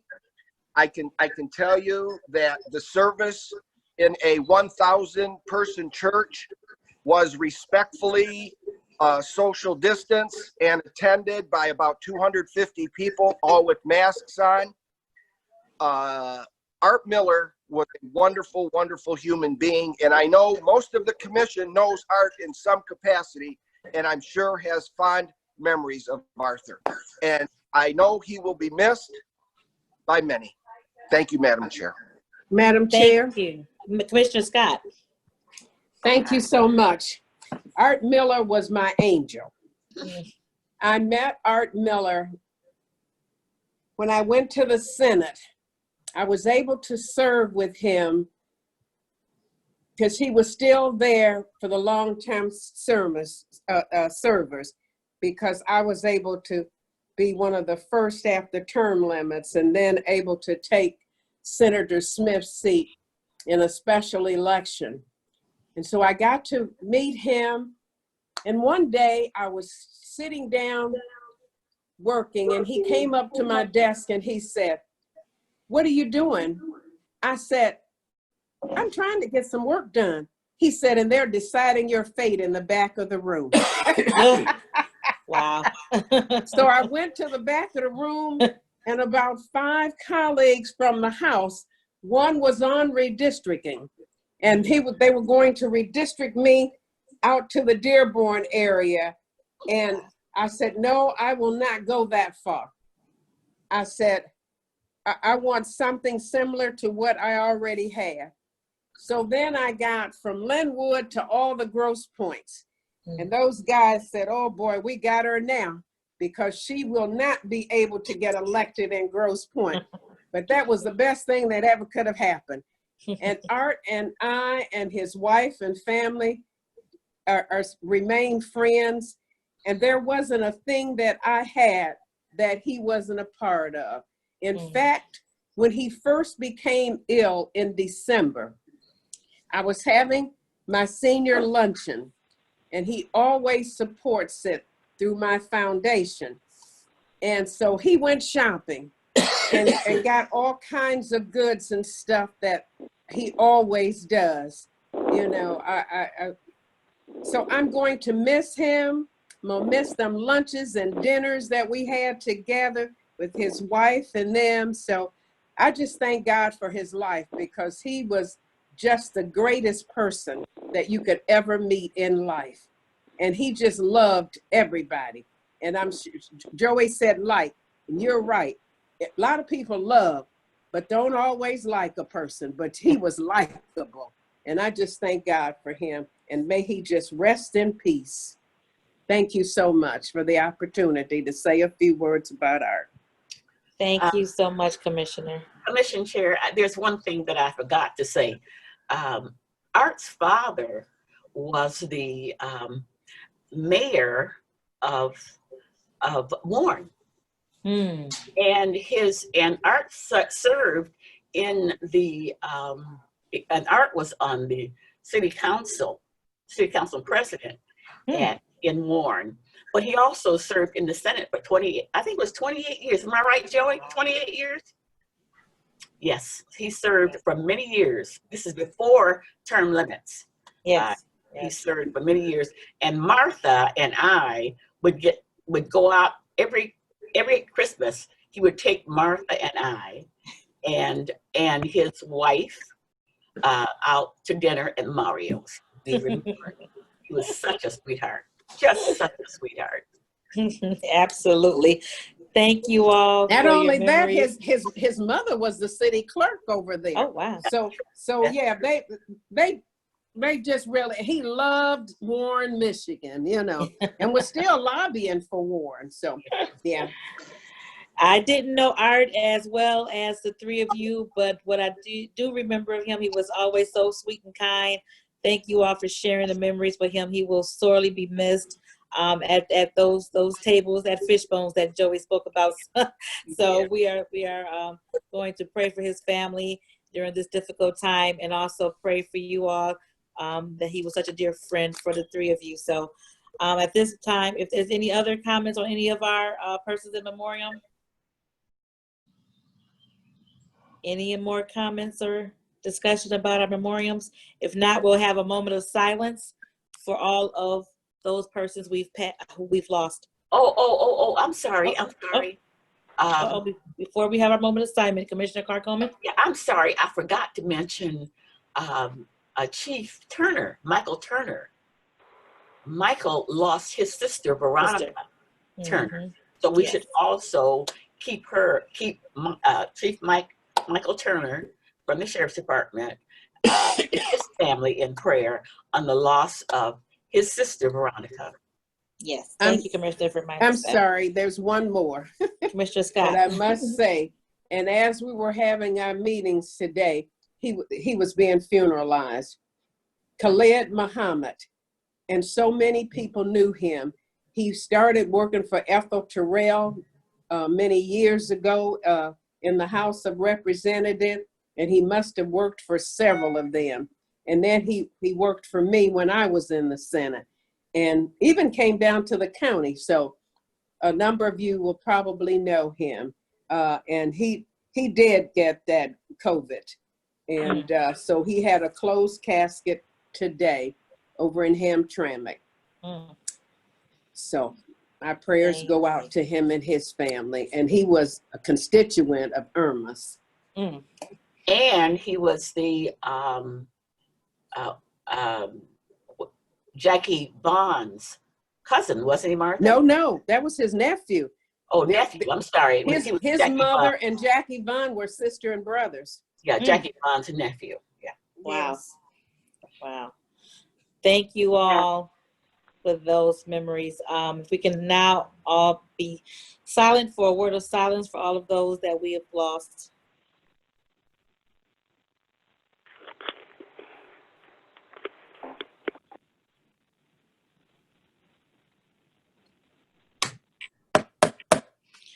Thank you, and we will, of course, keep all of the families in our prayers for all of those that we have lost. Thank you all for sharing the memories, especially of those with Art. Next item, please. Reconsiderations. There are none. Next item. Remarks by members. Any members wishing to give remarks at this time? I see Commissioner Killeen, yes. Thank you, Madam Chair. Want to remind members, next Tuesday at the Health and Human Services Committee, 1:30 in the afternoon, we're going to have the public hearing on the Human Rights Ordinance. Myself and 12 of commissioners, 13 commissioners are now sponsoring this. I'm waiting to hear back if Corp Counsel is still listening in to confirm their attendance. I think we're going to lead off with Corporation Counsel and have the Evans administration express their opinion. I'm also invited over the county prosecutor for her perspective on this. And we will have some advocacy groups lined up to testify about the necessity for this ordinance. So next Tuesday, 1:30, should be a robust discussion on the, a robust hearing on the proposed human rights ordinance. Thank you, Madam Chair. Thank you. Commissioner Baker McCormick. Thank you, Madam Chair. Just wanted to remind you all that our veteran meeting, special committee for senior and veterans meeting is going to be at 1 o'clock. It actually started at 12. So if you want to chime in to that meeting, we will have the Veterans Research Program Specialist from the Veteran Administration, as well as the Airport Freedom Center that's located in at the Wayne County Airport. Mr. Garris will talk about their programs as well. And again, that will be at 1 o'clock today after this meeting. Thank you. Thank you. Any other commissioners wishing to give remarks? Madam Chair. Yes. I'll ask a question about that announcement. Felicia. Time, even though we noticed it. Or no. Is Felicia, do you have a comment on that? The notice was for noon. Yeah, I know we're late, but to change the time. So we should make an effort to start sooner rather than later, just to Well, maybe those. she can chime in, and then go on recess till 1. Well, I don't know that that's necessary, but someone should make sure that hopefully they're on the line now or get on the line. They are. They are on the line, and I just let them know that we were still in our meeting and we would come right back about 1 o'clock as soon as possible. So. Okay. Yeah. So I did let everyone know. Mm-hmm. Thank you. Any other comments by members? Any other remarks Madam by Chair? members? Yes, Madam Commissioner Chair? Varga.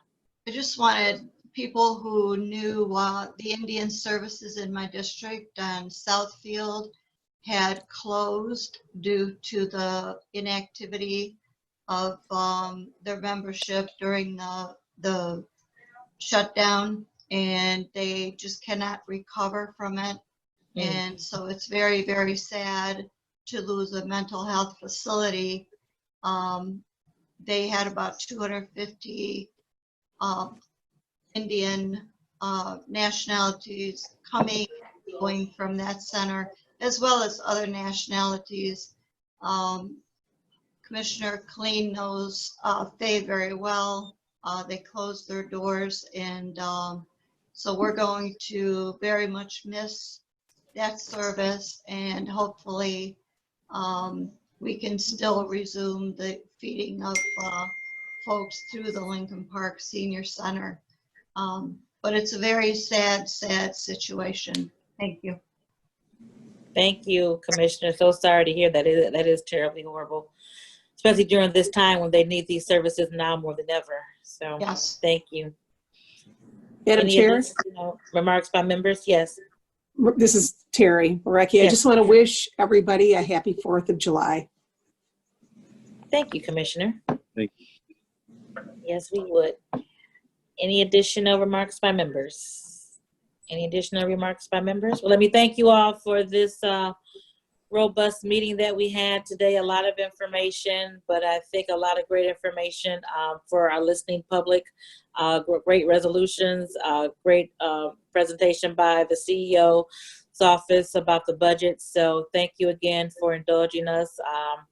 Great information. That's what we're here to do, is the work. And I think we did that today. So without any further remarks by members, I will entertain a motion to adjourn. So move. Support. All right. Thank you so much. Everyone have a wonderful holiday weekend. Thank you so much. Bye. Meeting adjourned.